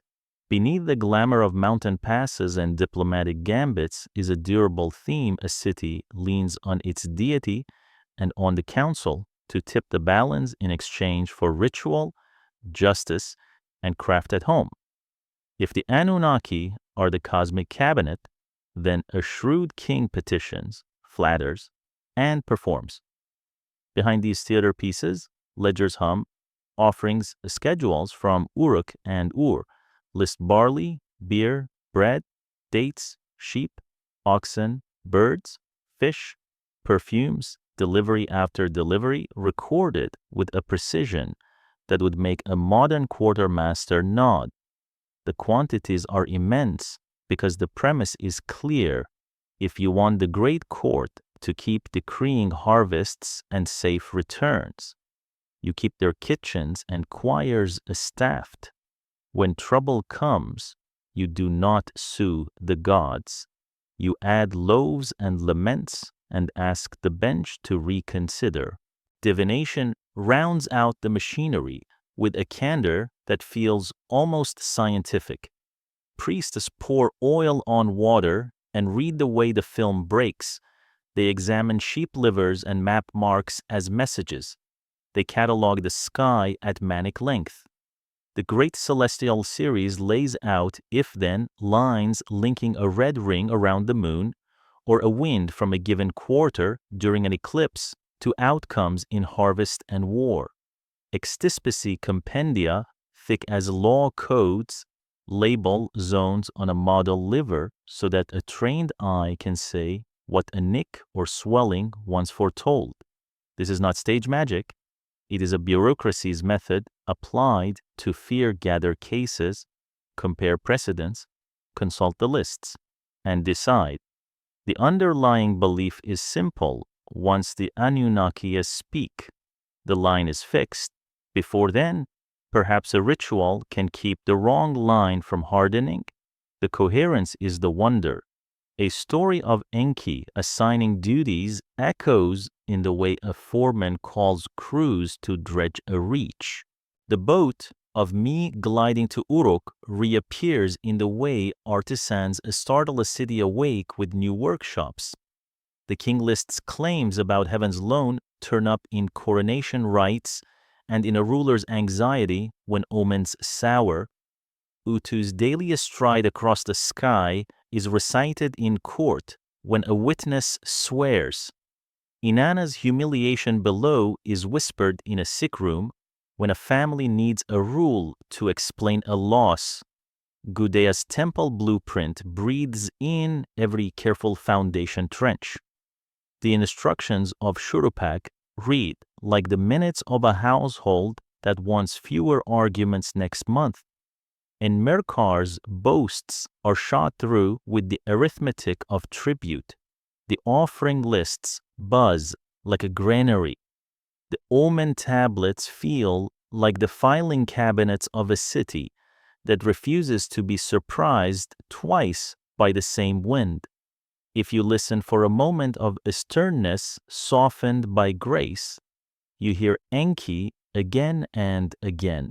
He is the god who looks for the humane path when a rigid decree harms the living, the patron who teaches midwives and boatmen as readily as he teaches kings. The me include weaving and lament as surely as truth, and victory crafts that mend and acknowledge, not only triumphs that glitter, in a landscape that could drown a neighborhood by shifting a channel overnight. A theology that elevates repair is not sentiment, it is policy. All of this dispatch lists for gods, cargoes of culture, royal ledgers, soft law, hard law, and the controlled audacity of traders adds up to a single claim: civilization is administration with music. The Anunnaki are the board that dignifies the paperwork. They measure power, assign roles, accept offerings, hear appeals, and, when needed, rewrite a year. No fireworks required. A canal cleared on time a boundary respected, a festival sung in its month. These are the victories that kept cities breathing. The myths do not hide that truth. They celebrate it. They are not antidotes to labor. They are the frame that makes labor feel like participation in a plan older than any throne. Stand in the shadow of a ziggurat at noon and you can hear the whole system in miniature, a brewer skimming foam, a scribe murmuring numbers, a foreman clapping hands to start a chain of baskets, a singer testing a lament in a shaded doorway. Somewhere a priest reads a liver, somewhere a king recites an oath, somewhere a mother teaches a child the words for tools and winds. In the stories, Enki smiles because the Ami are doing their work. In the halls, you cannot see. The Anunnaki lift their eyes from the tablets and nod. The year can proceed. The story of human beginnings in Mesopotamia does not open with a garden. It opens with work shoulder aching, basket lifting work, and with a grievance that any laborer would recognize. After heaven and earth were pried apart and the world set humming, the junior gods, the Igigi, were sent to do the mucky tasks that keep a living landscape in order. They dredged clogged channels in the dark, cut brick from slick pits, raised levees basket by basket in a swelter of gnats. Nights fell hot and short. Songs kept rhythm. Time passed in the unit of a full load. Then, in the old telling, patience frayed. The canal crews marched on the house of Enlil at Nippur and threw down their tools at his gate. No petitions, no soft voices, just a ring of angry workers and a roar that carried across the temple courts. Enlil woke to the news from his vizier, Nusku. Fury flashed. The first answer was punishment. But the senior gods hesitated. Break your own workforce and the world will break with it. The council gathered Anu high and remote, Enlil astern and wind strong, and Enki, whom Akkadian speakers call Ea, all clever hands and kindly eyes. It was Enki who offered the plan that would spare the canals and the tempers both. Make a new creature, he said, to carry the yoke that wears out the young gods, not a beast, but a being with memory, measure, and steady hands, someone who could keep an account, tie a knot, pour a libation, and stand properly in a shrine. To craft such a helper, clay alone would not do. It must be clay stirred with living intent. The council chose one from among the rebel gods to give up the essence that makes understanding possible. The tablets give different names, Geshtue, a word that breathes wisdom, or Ilawela, but the logic is steady. A god whose mind held patterns would spill his blood into the bowl. Nintu, also called Ninhursag or Mami, took charge as birth goddess. Enki went down to the Abzu, the sweet subterranean waters that keep fields alive, and raised a measure of living clay. They mixed the clay with divine blood and spoke the right words over it, words that bind matter to purpose. 7 birth goddesses, then another 7, took the portions in turn. The womb house was made ready. Months ticked past with the care of a scribe counting off the days of a ration. When the doors opened, the first humans came out blinking in light. The texts do not bother with awe, only with assignments. These new folk would carry the baskets the Igigi had dropped. They would dredge the reaches that Silt forgot, cut levees, stack bricks, tend temple fields, grind barley, stir mash, bake bread, pour oil, lift beams, and sweep the inner courts. In return, they would be accounted, fed, clothed and blessed under the eyes of the same court that had judged their making. It was a contract as plain as a ledger work for order for life. The myth does not linger on a single miraculous morning. It sketches a system and watches it take. People multiply. Administrators appear with styluses. Tablets thicken with neat wedges, so many jars to such a crew, so much barley to brickmakers, so many loaves to the inauguration of a canal.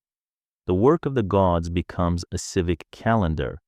Corvée terms alternate with days of craft. Festivals punctuate the year like bright beads on a string.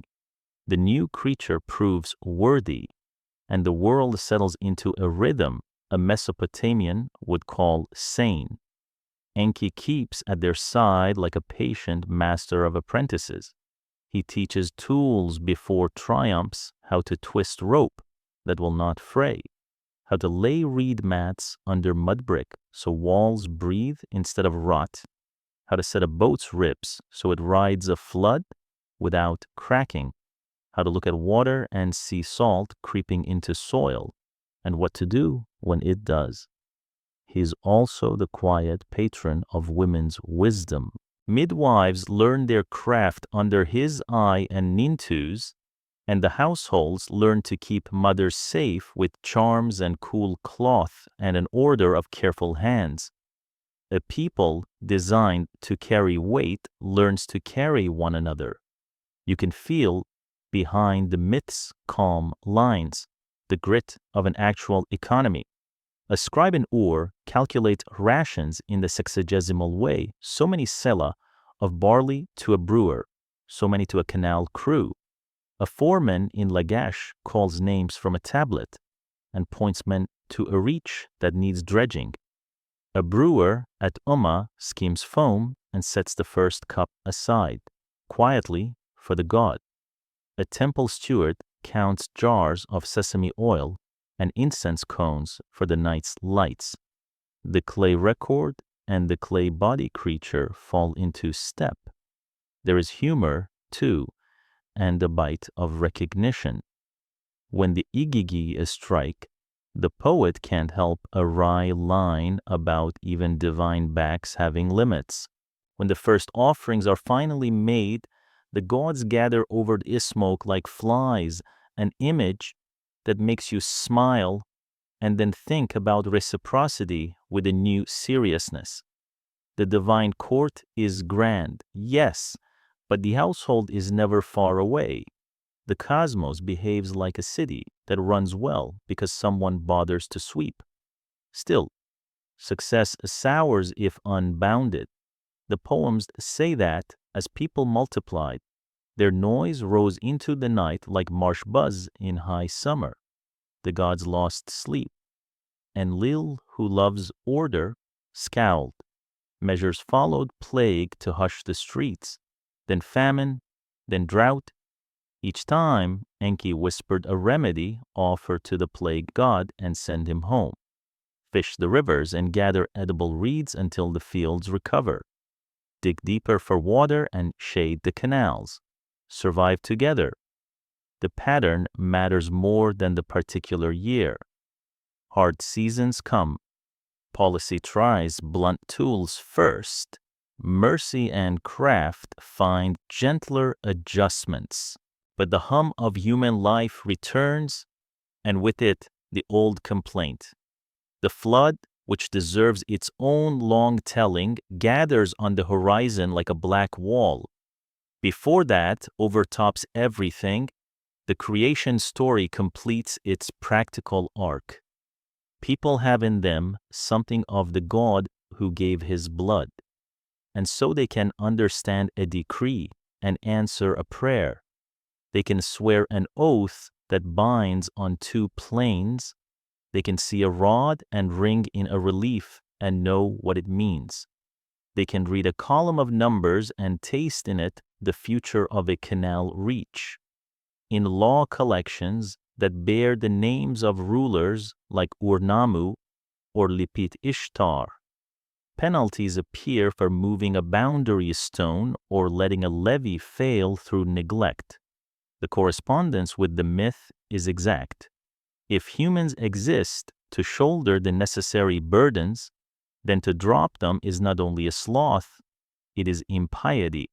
The birth goddess is not a mere officiant in this system. Nintu, mother and midwife, appears again when mortality enters the story.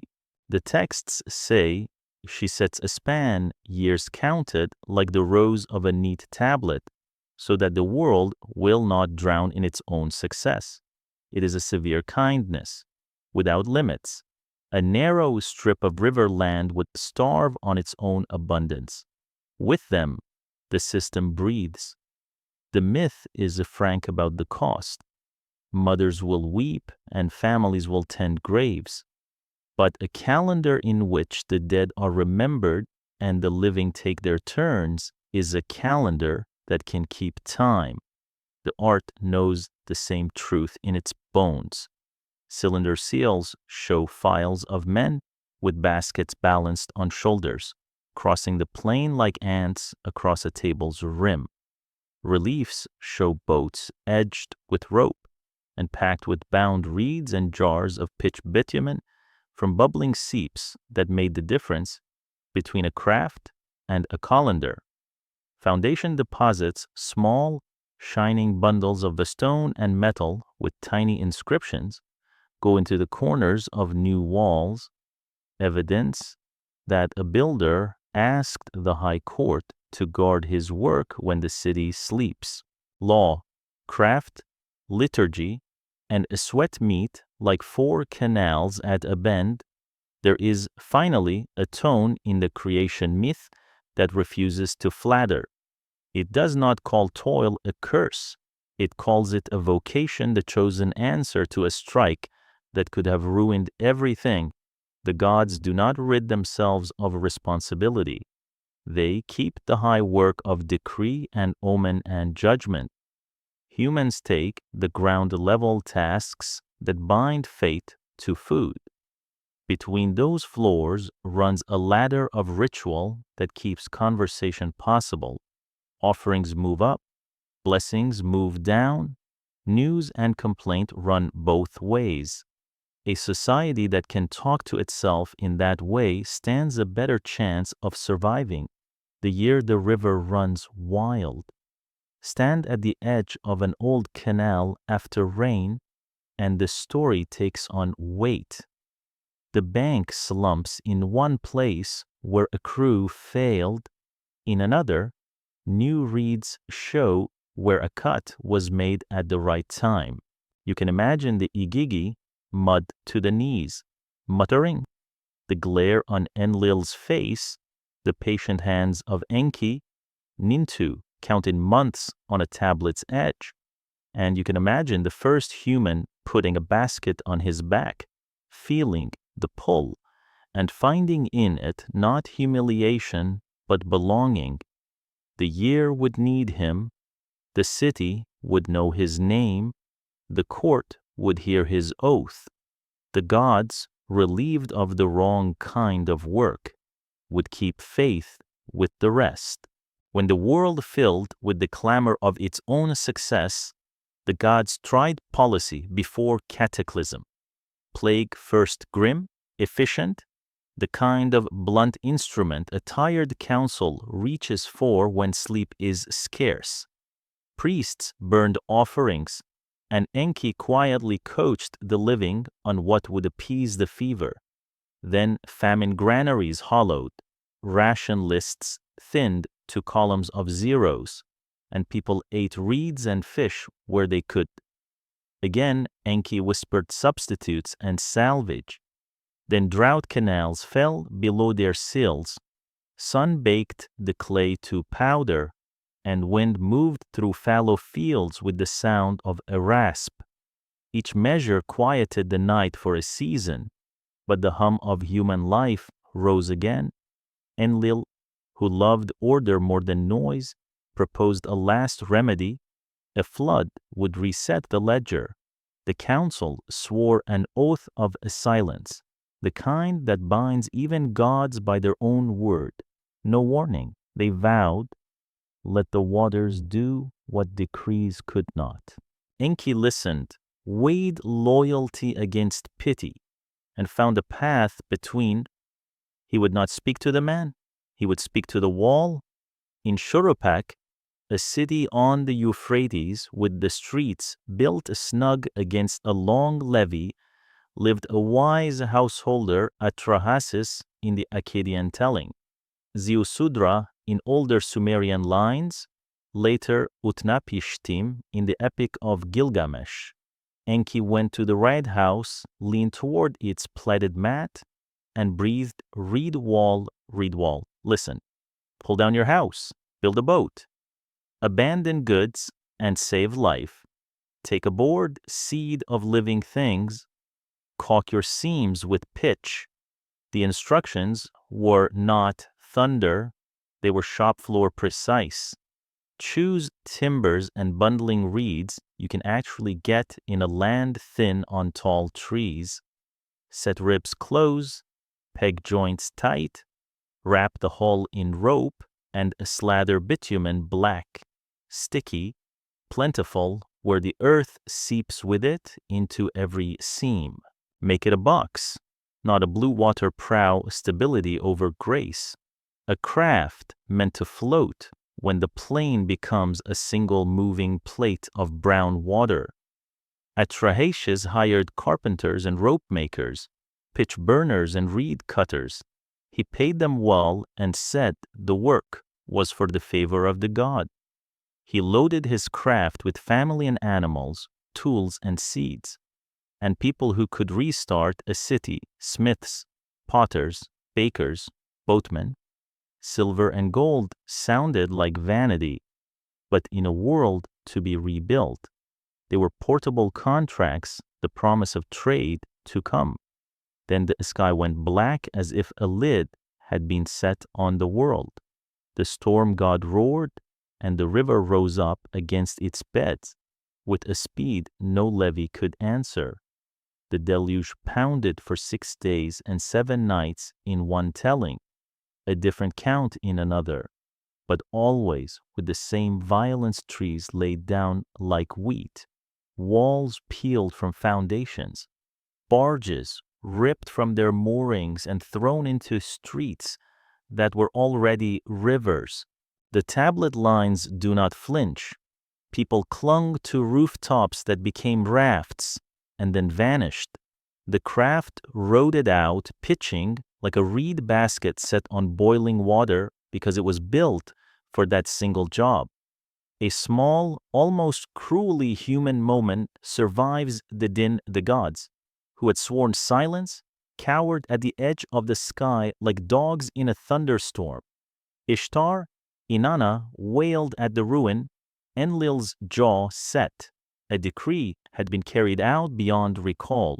When the waters lowered at last, Atrahasis opened a hatch and light poured into a world that smelled of silt and wet ash. He looked for a shape that was not water.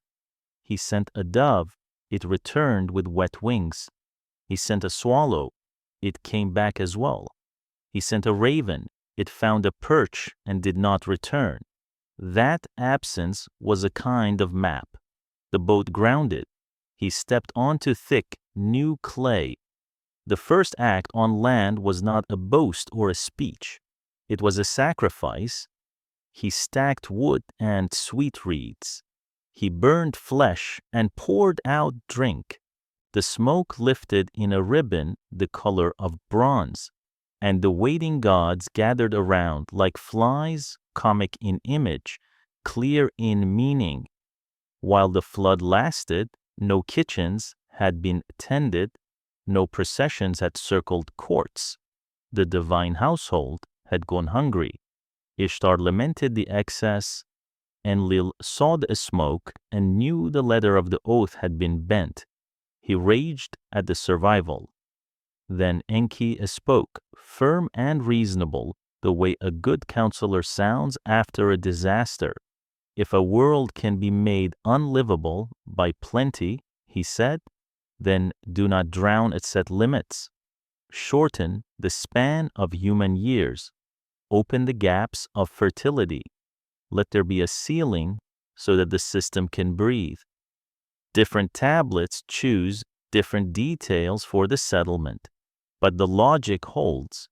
Mercy turns from exception to policy.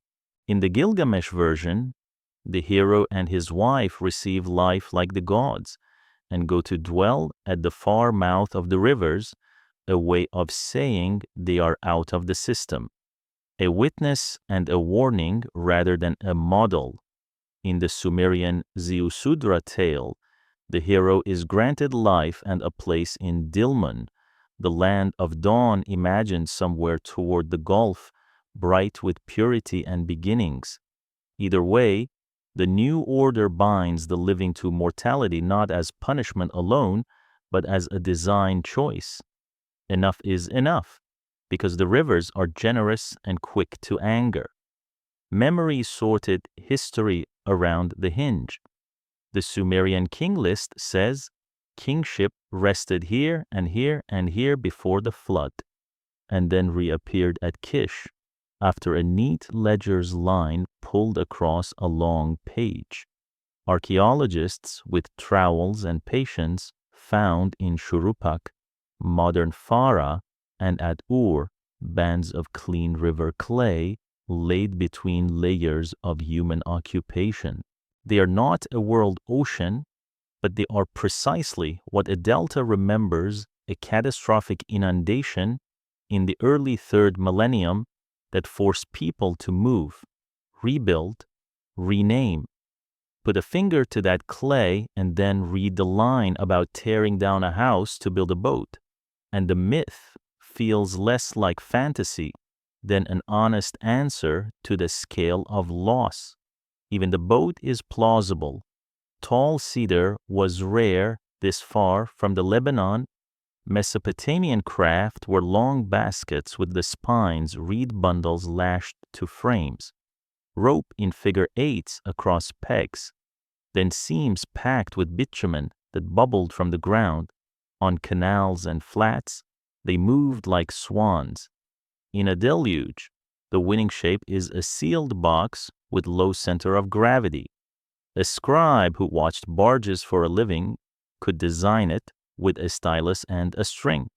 Religion after the flood deepened in tone. Laments became part of the year, said texts, sung in lean seasons, and after catastrophe, to ask the council to reverse a fate. Priests kept Namburbi rituals at hand, procedures for undoing ill omens, so a crack in a wall or a howl in the night would not ripen into decree. Foundation deposits under new walls grew more common, as if builders learned that insurance is piety. In another grammar, if the gods had once gone hungry, then kitchens must be kept busy in every precinct. Offerings became both gratitude and clause in a contract that had barely held. The flood story also straightens the spine of the creation story behind it. Humans were made to take up the baskets the junior gods threw down. If their numbers surged and their clamor made the sleep rare, the answer was not erasure, but adjustment.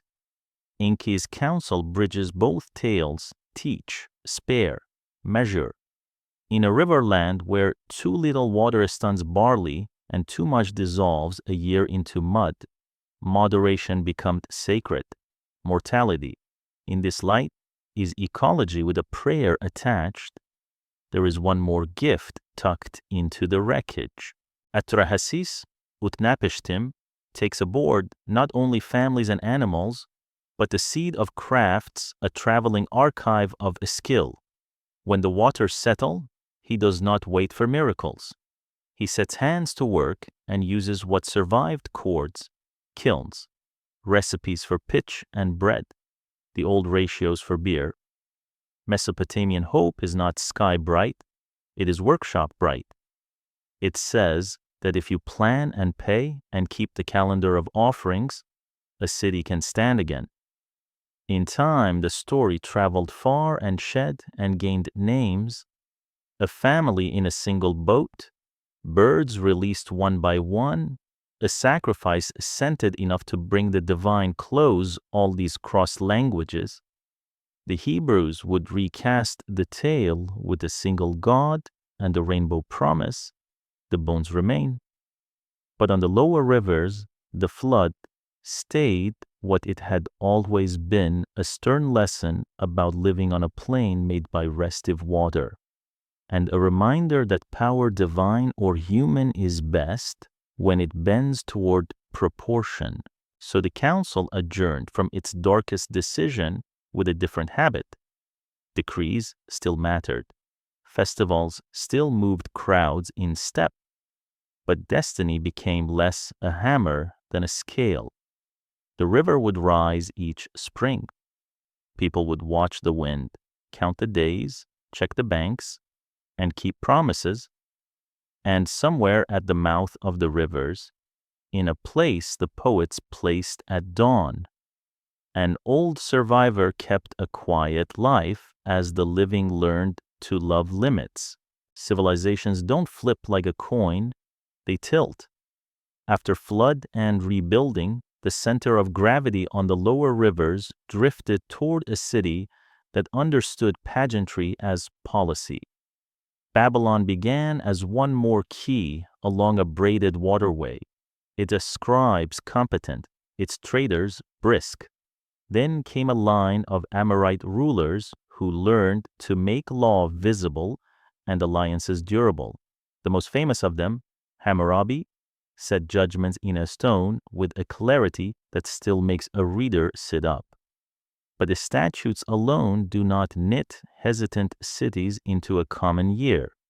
For that, you need a story big enough to house everyone. Babylon found one and placed its own god at the center. The epic opens on water before anything wears a name. Apsu, sweet and deep; Tiamat, salt and vast; the mingling that births generations of gods who, being young, are noisy. Apsu grows irritable, plots a silence, plots tangle, champions emerge. In older Sumerian imagination, the great executive work might fall to Enlil or the warrior Ninurta. In Babylon's retelling, a new figure steps forward: Marduk, city god promoted by circumstance and liturgy. The tale, later called Enuma Elish by its first words, reads like a ceremonial rehearsal. Marduk receives authority, tests his command by making a star appear and vanish at a word, and marches to face Tiamat, arrayed with her terrible brood. The duel is swift in memory, if not in chant. He splits the sea dragon as if one halves a skin, and from her fashioned body sets the architecture of the world: dome above, deep below. He pins lights in their rounds and fixes the paths of planets so time can be read and harvests plotted. He measures winds, assigns stations, and stations gods like officers along a frontier of seasons. Creation, in this version, is the first act of administration. Then comes the problem of labor, which Babylon keeps honest. The older gods complain of work. Fields do not water themselves. Temples do not clean their own courts. Marduk offers a remedy that echoes Sumer with a sharper edge. From the blood of the rebel leader Kingu, in this telling, he fashions humankind. The point is not cruelty, it is function. People will carry the baskets, dredge the canals, brew and bake, tally and swear. In return, they will receive law, festival, and care. It is the Mesopotamian compact refined for a capital mutual burden dressed in grandeur. The epic's climax is not the battle, but the vote. A great assembly convenes. The gods confer on Marduk 50 names, titles that fold the old functions of other deities into his portfolio. establisher of decrees, renewer, shepherd, healer, judge, restorer of cities. A bureaucracy loves titles because titles promise continuity. Here, the Anunnaki, once the princely seed and later the senior council, are reorganized into a wider company, heaven and earth, arrayed in balanced rosters. Lists in later centuries speak of neat symmetries that would have pleased temple accountants. The old court is not abolished. It is seated in a new chamber with a different chair at its head. On the ground, the theology breathed as procession, each a spring. When flood mud is settled into promise and grain showed green. Babylon held the Akitu New Year rites that moved people through the streets and gods through meanings.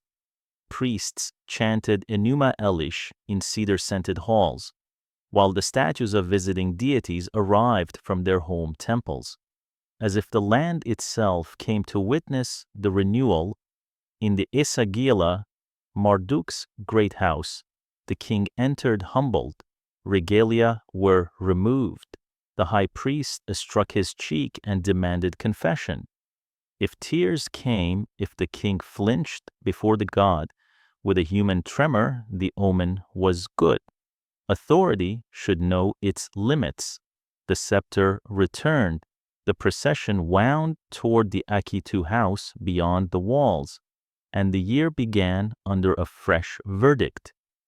Architecture underwrote the story. The temple quarter accumulated mass and meaning until later visitors could hardly believe memory had measured correctly. A stepped tower later ages would call it the Etemenanki. A house that binds heaven and earth rose in courses of brick, stepped like a thought that needed landings. Processional ways were faced in the city's proudest century, with glazed brick that made a street shine like a river under sun. Gates bore bulls and dragons that announced to any who entered that they were stepping into a logic with teeth. None of that erased older pieties. It coordinated them. Enki now Ea, in Akkadian, remained counselor and patron of a skill. Shamash Utu walked the sky as justice in daily light. Ishtar Inanna kept her bright, dangerous patronage over love and war. The Anunnaki as a collective still stood for senior authority, but the clerk at the top of the ledger now signed Marduk. The new order was not theater alone. It offered a theory of statecraft. In the story, Marduk does not merely slaughter a monster and sit.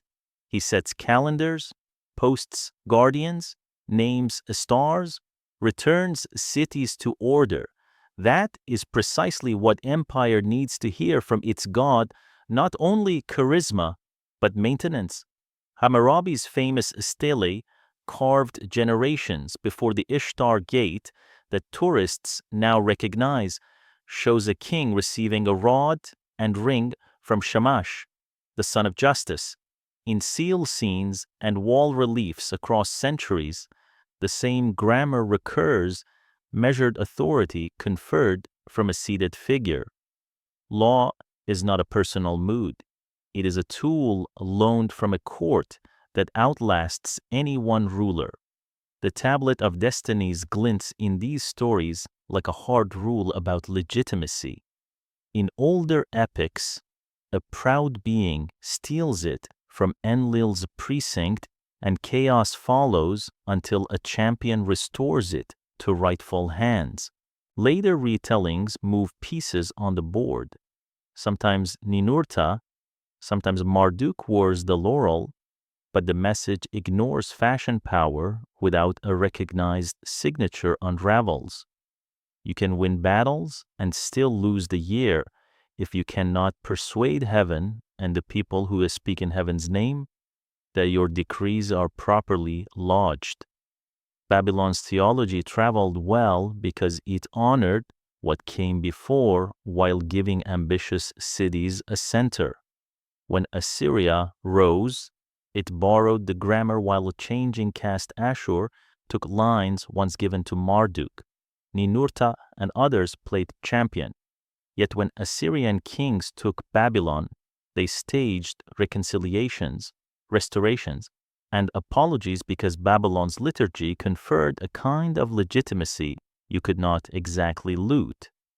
Later dynasties in Babylon, foreign and local, adopted the same cycle, rebuild the Esagila, clear the processional way, recite the epic, humble the king, start the year. To keep canals clear, you must also keep stories clear. In daily life, the shift meant that a weaver in Babylon paid wages and swore oaths in a city that believed it synchronized with the sky. A merchant could walk under lions of blue brick and feel that his accounts moved along a path the planets approved. A plaintiff before a judge stood under a relief of Shamash and heard a verdict backed by an older solar grammar and by the spring rite that had just renewed the king's tears. Even inventory lists took on gravity when the names they carried matched titles sung in the festival week. None of this erased sorrow or spared the city from the hazards of empire. Floods still gnawed levees. Kings still overreached. But Babylon's arrangement did what Mesopotamian religion always did at its best. It turned a survival into ceremony and ceremony into policy. The Anunnaki remained the architecture behind events wider now, listed by the hundreds in some texts, parceled into heaven and earth, while a single executive figure modeled repair as a sacred act. When Asteli curses called on the Anunnaki to blind anyone who moved a boundary stone, they spoke in an old Sumerian cadence. When priests chanted Marduk's 50 names, they translated that cadence into imperial key. If you want the quiet core of it, picture the moment in the Akitu when the priest's open hand meets the king's cheek. It is not humiliation for spectacle's sake. It is a ritualized memory of flood and famine, of walls rebuilt and rules refreshed. A city that can make its ruler weep in public has remembered that authority is borrowed. A pantheon that can reshuffle its cabinet without burning the house proves that continuity is a craft. Somewhere behind the chant of creation and the list of titles, the old compact still holds people will carry baskets, the high court will keep time, and in the interval between decree and harvest, mercy will have its say. Ask a farmer in early Sumer who the Anunnaki are, and he might point upward the high family who set the pattern of the world. Ask a Babylonian scribe a millennium later, and he's as likely to point down. The title never lost its dignity, it changed desks. Bit by bit, the princely seat became the bench of senior judges in the land beneath, the court that weighs a life after the last breath.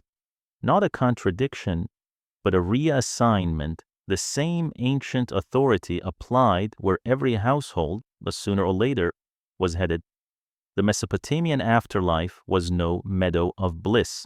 It was a city with gates, called by names like Irkalla and Kur, a dim domain ruled by Ereshkigal, later with Nergal at her side.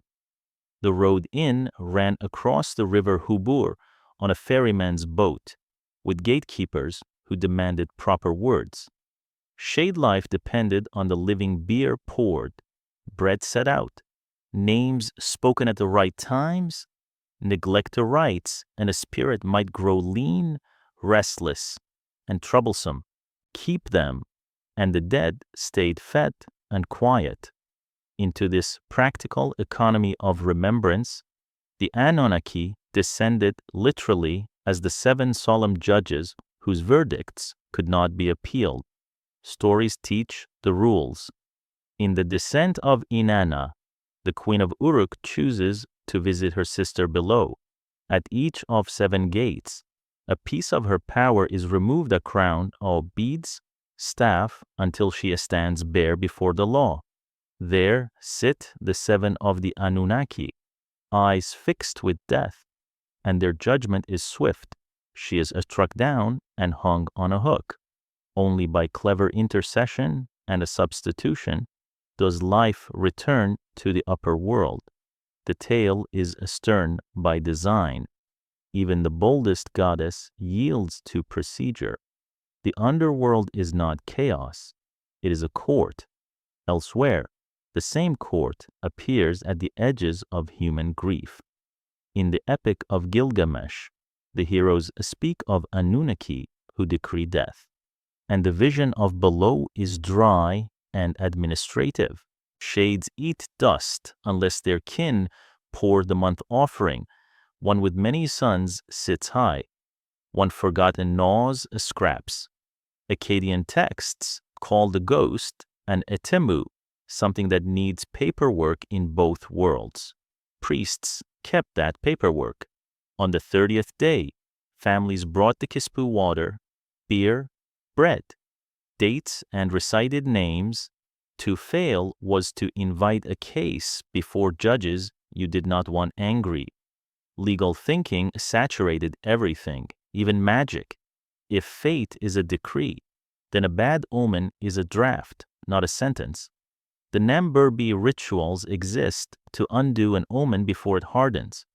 A dog howls oddly, a crack crawls across a wall, an eclipse rings the moon. A specialist prescribes what to burn, where to bury the leavings, which names to say Anunnaki among them, so the draft never becomes an order. The mindset is bureaucratic in the best sense.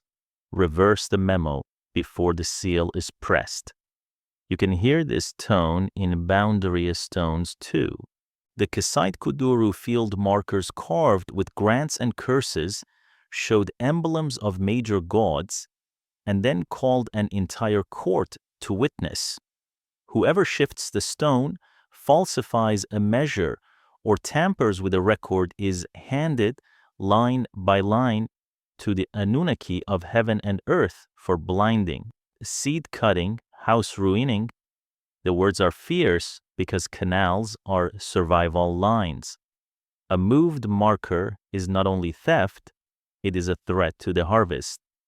The underworld court guaranteed what the sunny court of Shamash began.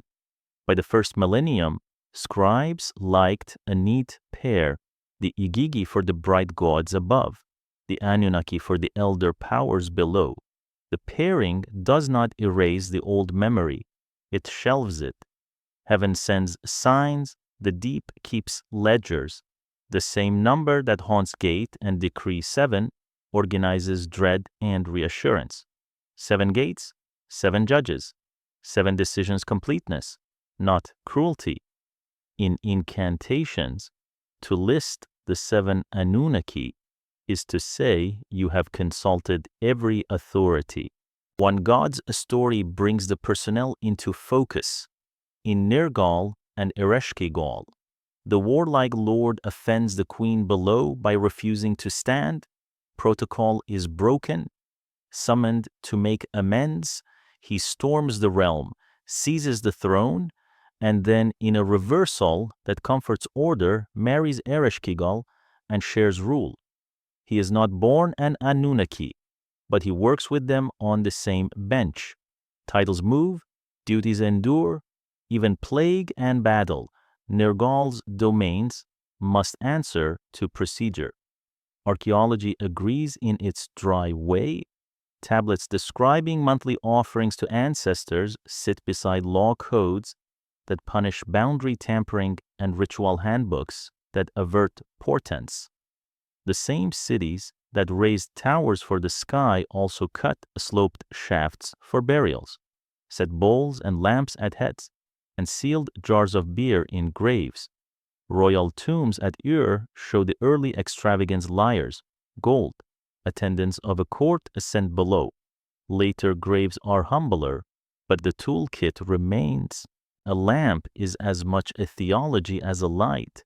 It says there will be a room to see. These beliefs were not morbid. They were civic.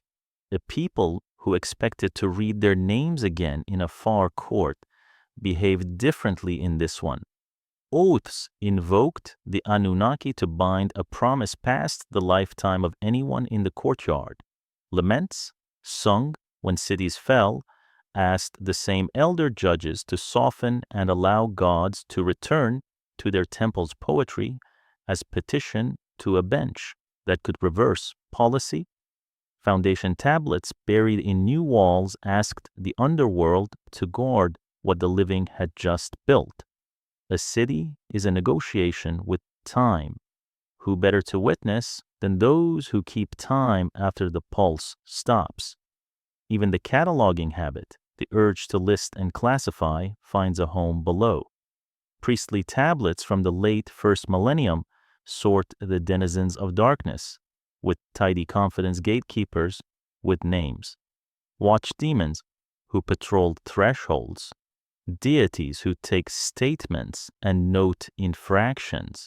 Among these, the Anunnaki retain their old gravitas, senior partners seated at the long table.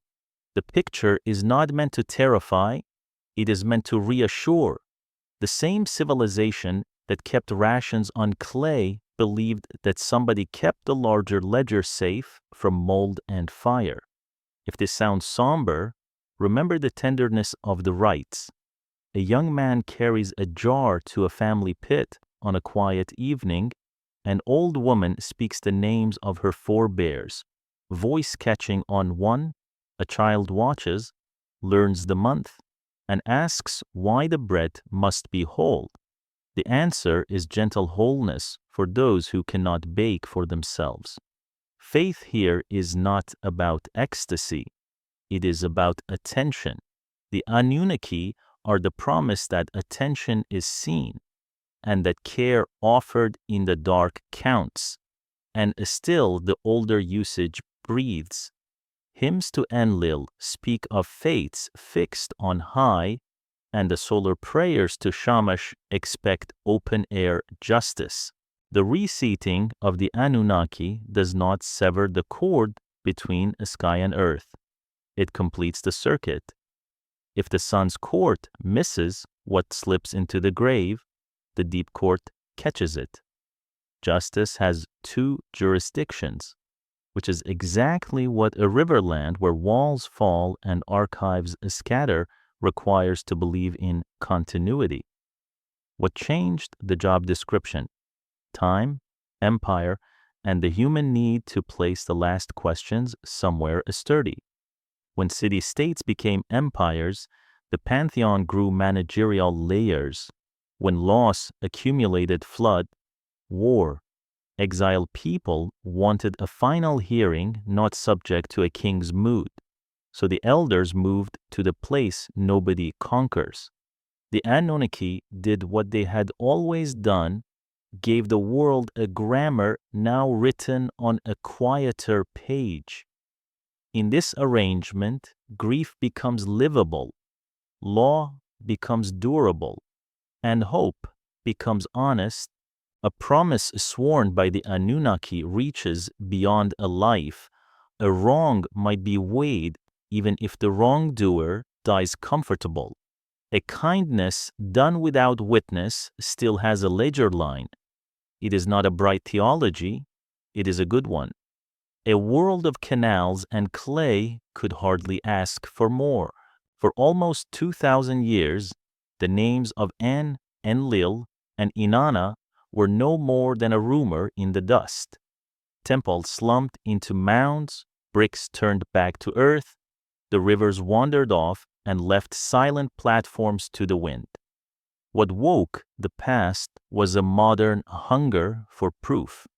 In the late 18th century, a Danish surveyor, Carsten Nippur, copied wedge marks from Persian monuments with the patience of a mapmaker.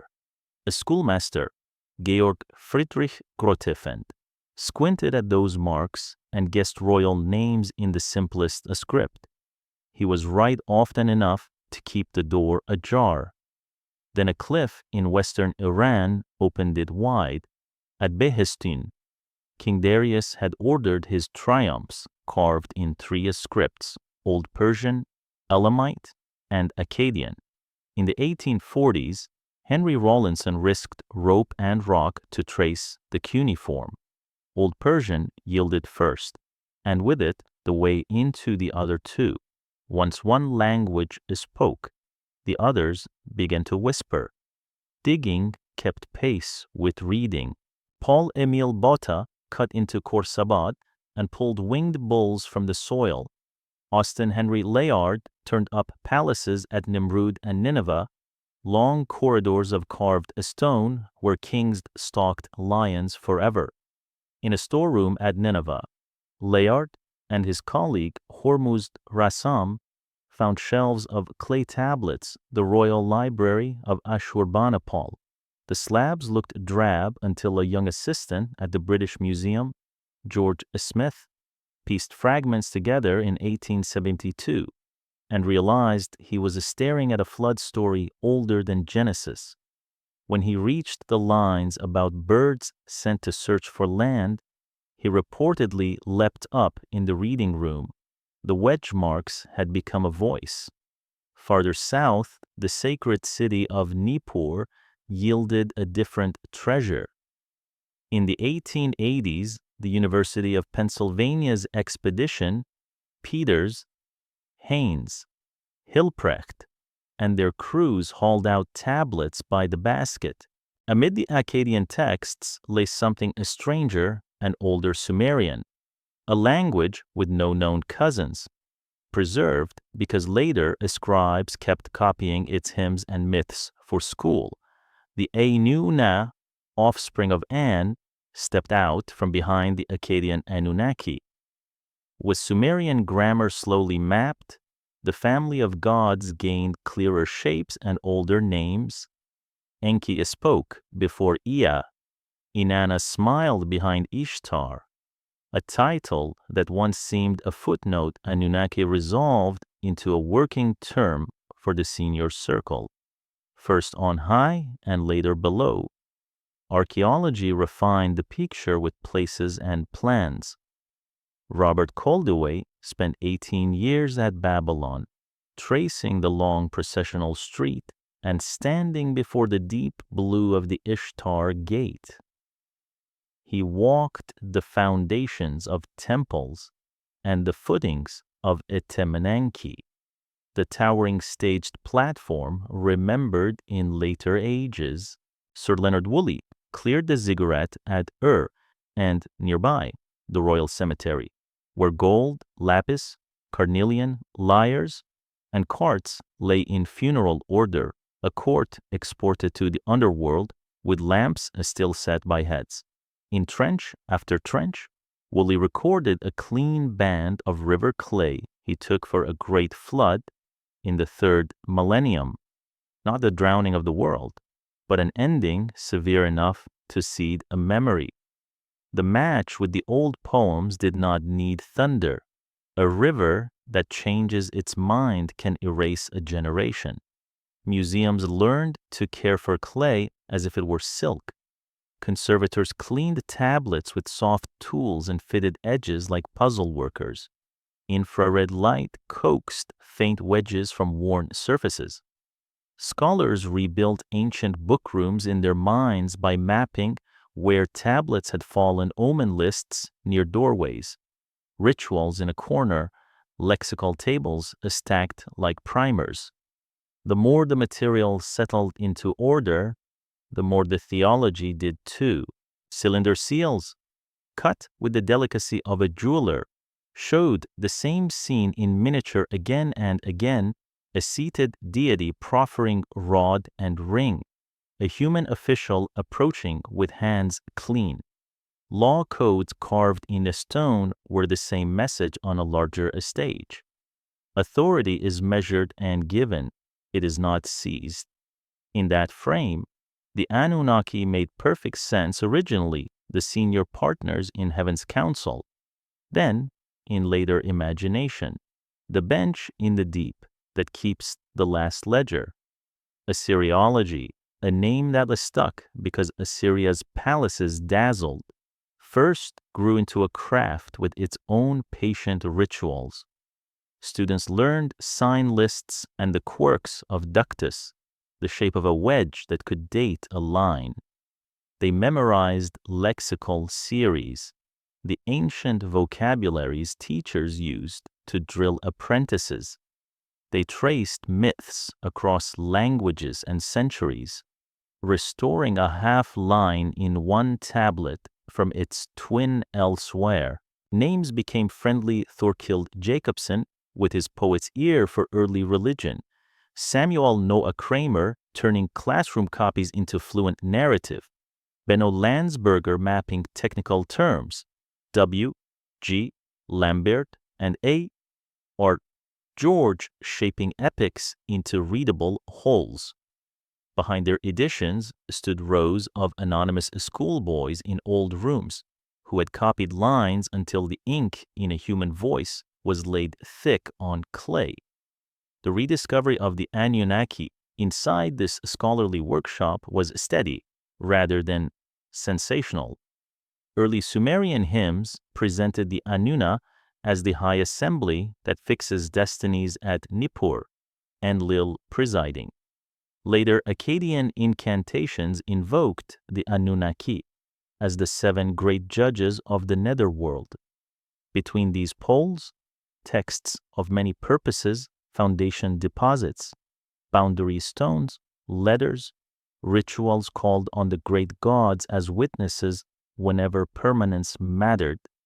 A grant of land buried under a field's marker invoked them to curse any future tamperer. A king's building inscription begged them to protect a wall against rebels and flood.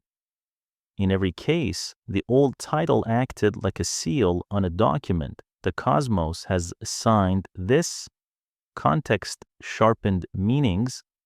Late astronomical compendia that listed stars and planets also used the word Neberu crossing as a technical term or epithet within the sky. Omen series tied lunar halos and winds to harvests. Hepatoscopy tablets labeled zones on a clay model of a sheep's liver to be read like a map of a divine memo. None of this contradicted the myths. It grounded them. A world that keeps a calendar with care and reads the sky like a bulletin board will naturally picture a council that sets fates and a court that records them. The Anunnaki were never fireworks. They were senior staff. The ground sometimes bickered with the page and forced corrections, which is how a healthy field works. Debates rose over which names belonged in the 7, or whether a list of 600 Anunnaki described heaven and earth as tidy halves, or an old poetic flourish for a great many. New fragments moved lines, updated collations softened old claims, but the frame held. No single fixed roster governs across all centuries. The title traveled well because the job did endorse order wherever order is needed. War, sadly, threaded through the rediscovery. Collections were scattered, digs halted, galleries went dark, yet clay is stubborn. Fire that destroys timbers will bake tablets hard. A fallen wall will seal a room tight for 1,000 years. In lean seasons, scholarship retreated into catalogs and dictionaries, those heavy-lidded guardians that keep a field alive until hands return to the soil. When work resumed, a small miracle repeated itself. A new box arrived at a museum. Broken, dusty rectangles were cleaned, numbered, and joined. A half-known hymn gained a missing image. A grant named a forgotten canal An incantation mentioned the Anunnaki of heaven and earth in a cadence that made sense of 3 other doubtful lines. The past advanced by inches and felt like a mile. Outside the seminar rooms, the story gained an audience. The British Museum showed a flood tablet. Berlin raised the Ishtar Gate in a hall of its own. The Iraq Museum in Baghdad gathered the Ark from prehistory to empire in galleries that felt like a long walk beside a river. Visitors saw the same pattern. Scholars traced offerings counted, oaths sworn, canals scheduled, festivals marched, and over it all the signatures of a council that cities believed would outlast anyone who signed. It is hard to leave such rooms without the sense that bureaucracy, properly understood, is a form of faith. By the late 20th century, the primer shelves were full. Dictionaries for Sumerian and Akkadian, handbooks of religion and law, atlases of shifting river courses, bilingual editions with transliteration facing translation. The Anunnaki had moved from footnotes to index entries to chapter headings, not because they were exotic, but because they were structural. They explain how a people made sense of authority and time. In the earliest tablets, they are the children of the sky and the earth, and Enki's high household meeting to assign the world its parts. In later prayers and the spells, they sit below to guarantee that a case closed in darkness is closed for good. The continuity is comfortingly plain. The same elder voices call to the places where decisions bind. If there is romance in this rediscovery, it lives less in the drama of a cliff or a treasure room and more in the modest miracle of clay. A scribe's thumbnail still dents a tablet that names the Anunna of the land as witnesses to a boundary. A schoolboy's error survives in a hymn to Enlil and forces a modern editor to consider 2 readings. A cylinder seal, barely the length of a knuckle, rolls out a procession in which a god hands a rod and ring, and suddenly the logic of law, myth, and art is 1 sentence long.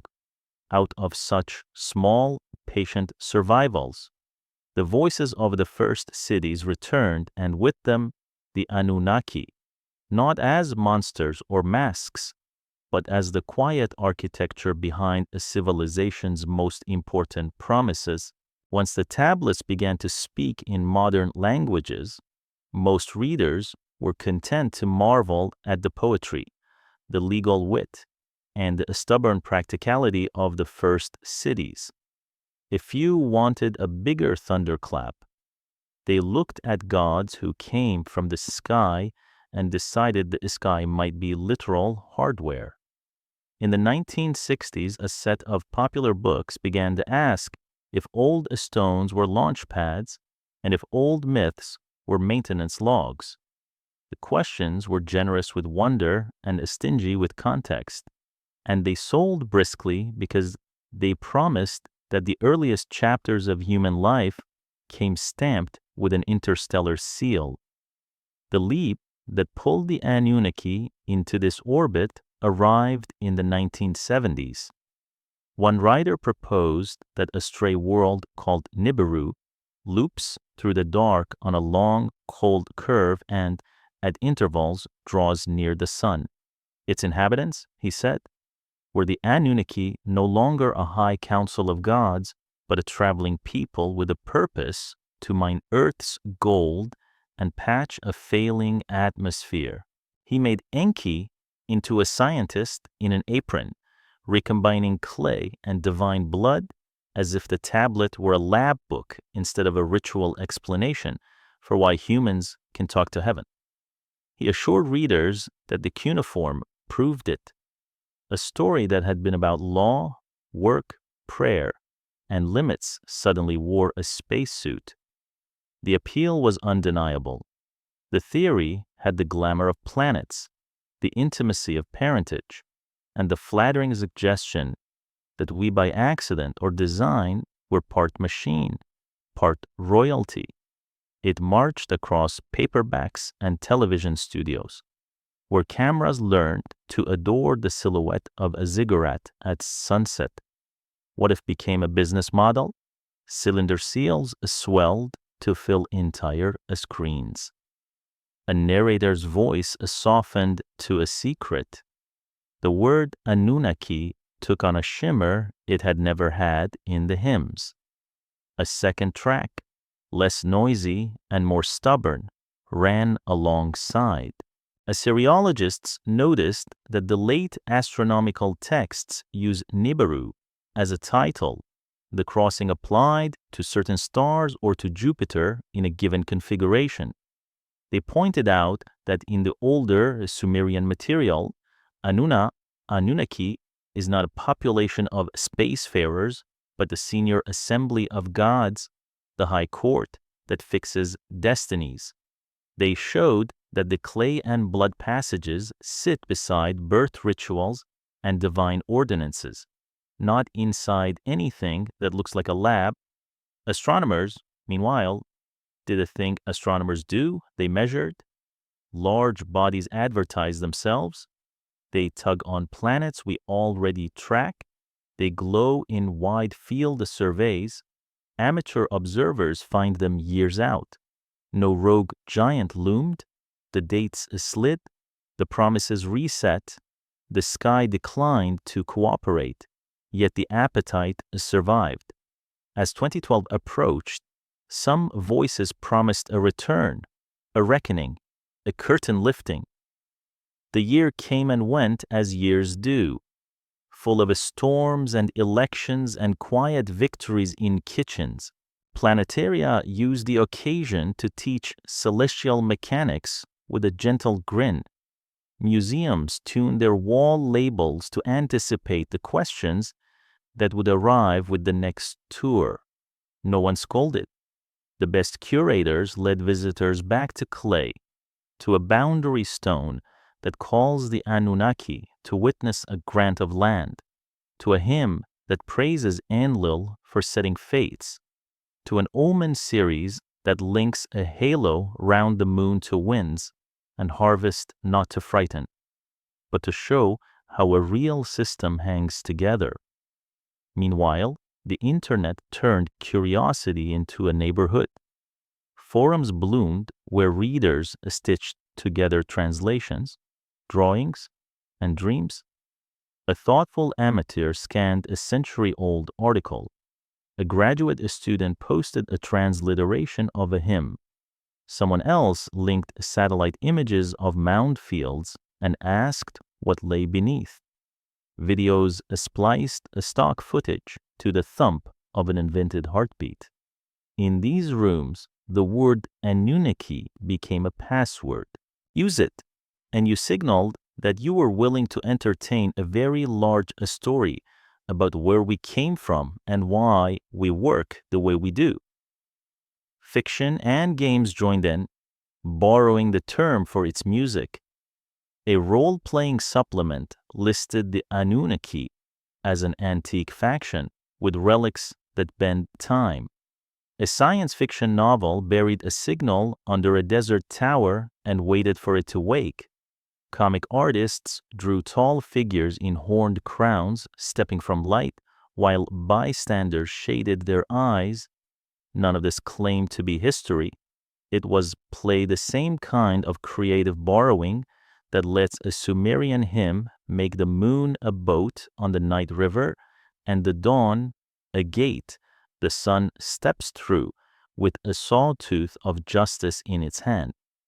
There was also the shadow side. A few channels turned the Anunnaki into masked oligarchs who rule elections and banks. Others tied them to secret bloodlines. The pattern is ancient. Take an old, respectable name and let it drink whatever fear the present pours. A title that once guaranteed boundary stones now guaranteed conspiracies. The cure for that kind of fever is not mockery, it is proportion. It is the habit of asking which tablet, which line, which grammar, what did the word mean in that century, in that city, in that ritual? A question that fits clay will usually deflate a balloon. There is a saner middle path that keeps wonder and loses fantasy. On this path, the flood story reads as a delta's memory of rivers that change their minds and drown plans. Creation from clay and divine essence says that speech and judgment bind us to the gods, and therefore to one another. The descent to the underworld explains why families poured beer and spoke names so the dead would not be lonely. The Anunnaki are not engineers in helmets. They are the way a civilization imagined legitimacy and record-keeping at cosmic scale. Museums and classrooms have learned to harness the magnetic pull of the modern myth to teach the older truth. A docent may begin with the television version you've heard people say Nibiru, and then stand you before a Kassite boundary stone carved with stars and snakes and curses you can feel in your teeth. The label explains why stealing a furrow's width of canal water is a crime that requires gods as witnesses.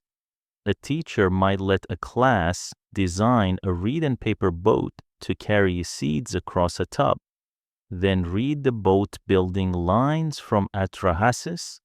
The result is not deflation, it is a richer breath. The old stories stand on their own legs. In the background, quiet revolutions have made it easier for anyone to meet the sources halfway.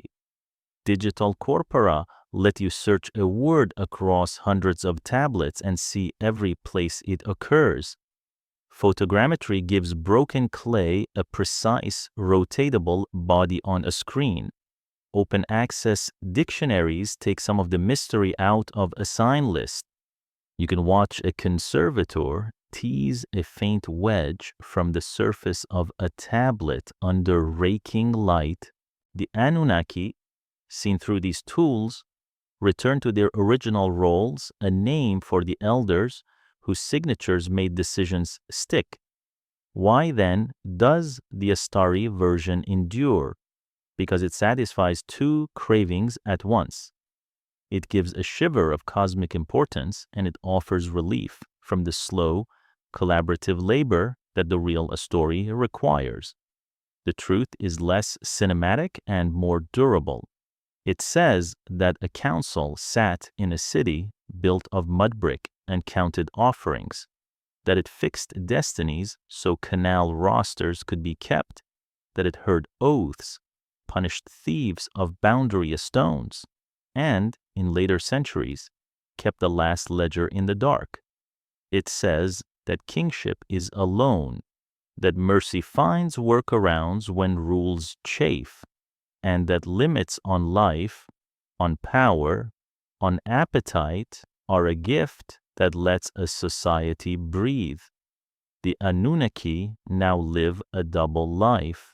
In one thread, they remain what the tablets make them, the high court above, and, later, the bench below, the architecture behind calendars, law, and ritual, a vocabulary for order. In the other thread, they are a flexible emblem, sometimes teachers, sometimes wardens, sometimes a mirror for modern suspicion. Both threads are real as culture. Only one is true to clay. The task is not to banish the borrowed meanings, but to keep our shelves tidy. Enjoy the novel, the game, the late-night what-if. Then, when it counts, walk back to the case with the small brown tablet that still carries a thumbnail pressed in damp clay, and read the line where a scribe called the Anunnaki to witness a promise. The oldest authority in the room belongs to the quietest object. If there is a moral to this modern chapter, it is simple myths are not lies, They are systems. They turn floods into policy, fear into ritual, work into vocation. They let a city see itself from the height of a god's court without losing sight of a millstone in a shaded lane. The Anunnaki are valuable today in the same way they were valuable 5,000 years ago, not because they explained rockets, but because they explain responsibility. They teach that words can be binding, that decisions should be public, that power without measure ruins fields, and that mercy mends what rigidity breaks. The rest is scenery, beautiful as dusk on a ziggurat and as fleeting. Walk into a quiet gallery at closing time. One clay tablet sits under glass, its wedge marks neat as stitches. Somewhere behind those marks are a priest counting loaves at dawn and a scribe squinting to copy a stubborn line. Out of such plain work, the people of the lower rivers built a map of the unseen and called it the work of the Anunnaki. It explained why days had shape, why rulers needed limits, why oaths should name witnesses who would outlast the signers. It did not dazzle for its own sake. It steadied. It turned a risky landscape into a world with procedures. The pieces fit like carpentered joints. The separation of a sky and earth is the frame. The divine council, the Anunnaki, sets destinies so that calendars can bind fields to seasons and kings to vows. The creation of people answers a labor problem. Honestly, canals need hands, temples need bakers, cities need ledgers. The flood is the hard reset when growth outruns the land's patience, followed by the mercy of limits. The descent to the underworld gives grief a root and a grammar so that the living can keep the dead fed with names and beer. Each story solves a civic challenge and then returns as chant, ritual, and the law until a city's habits match its hymns. Start with work. These myths never pretend toil is noble because it is easy. They say plainly that irrigation is heavy and that baskets bite shoulders. Then they fold the ache into meaning. If people were made to take up duties the junior gods could not stomach forever, then labor is not leftover punishment. It is a founding choice. The canal crew on a noonday levee can imagine themselves inside a plan older than memory. A ration list becomes participation in a cosmic contract, barley and beer counted out with the same seriousness as offerings. Move to law? Swearing by the high court makes justice more than whim. When a tablet grants a furrow's width of water to a farmer and calls the Anunnaki to witness, it ties a local quarrel to the oldest authority a city knows. It also protects future estrangers. A boundary stone buried in the soil speaks for people not yet born, making sure a field remains a field when memories thin. That is a small miracle of foresight, a promise made to the dead and the unborn at once. Consider grief. The Mesopotamian afterlife is dim, but the living refuse to let it be lonely. They pour beer, bring bread, speak names on set days so that shades will feel remembered. The Anunnaki as judges below are stern, yes, but they are also a guarantee that stories do not end in a ditch. A life is weighed, a wrong remains legible, a right remains right. In a world without modern medicine, that insistence is humane connection endures if the living keep the schedule. Think about power. Kings swagger through the texts, but beneath the pomp lies a rule that cuts them to size. Kingship descends, it is alone, Enlil fixes a fate, the city may unfix it if the terms are broken. Poets say a god left the temple when a rain fails, polite language for legitimacy gone. The Anunnaki in their bright court are the board that can say enough. You can call it mythology. You can also call it the birth of constitutional thinking written in clay rather than on parchment. Watch how the stories train attention. Omen lists do not turn people into puppets. They turn them into observers. A ring around the moon and a wind from the west advise patience. A curious birth in the herd prompts a strengthening the canal banks. Today, we would call this risk management. The posture is admirable decisions should be informed, not impulsive.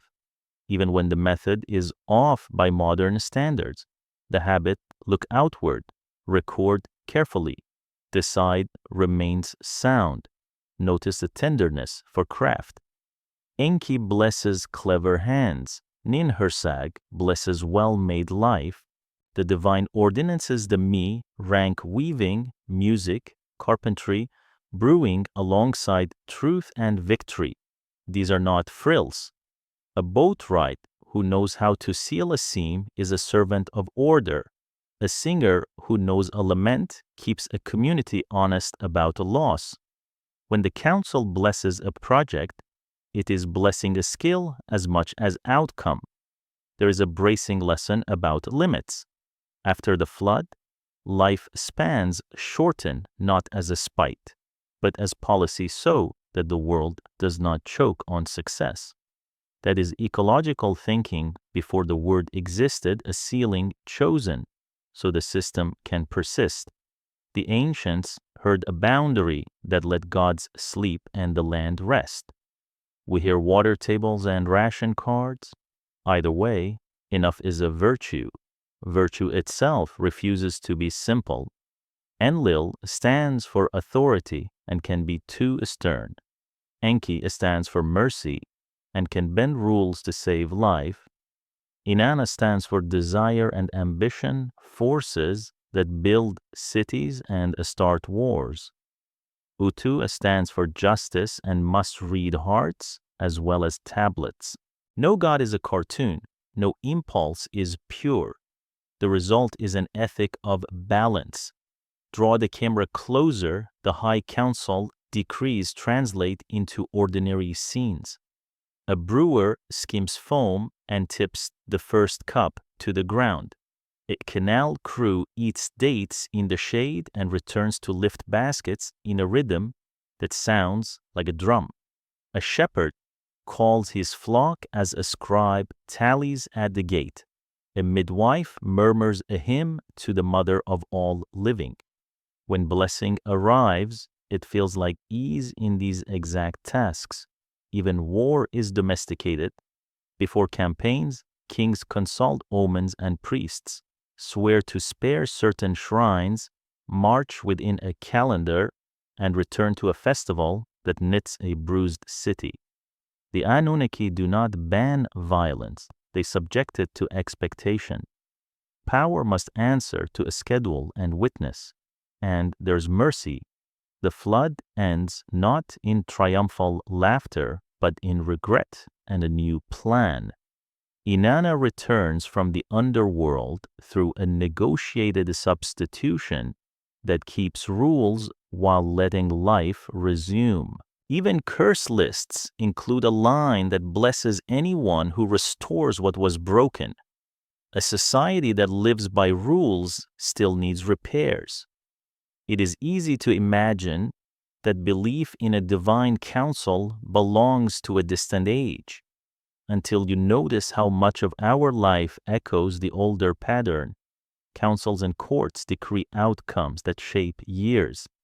Calendars still hold us in step plant, pay, gather, rest. We keep ledgers and expect strangers to honor them. We speak names at graves.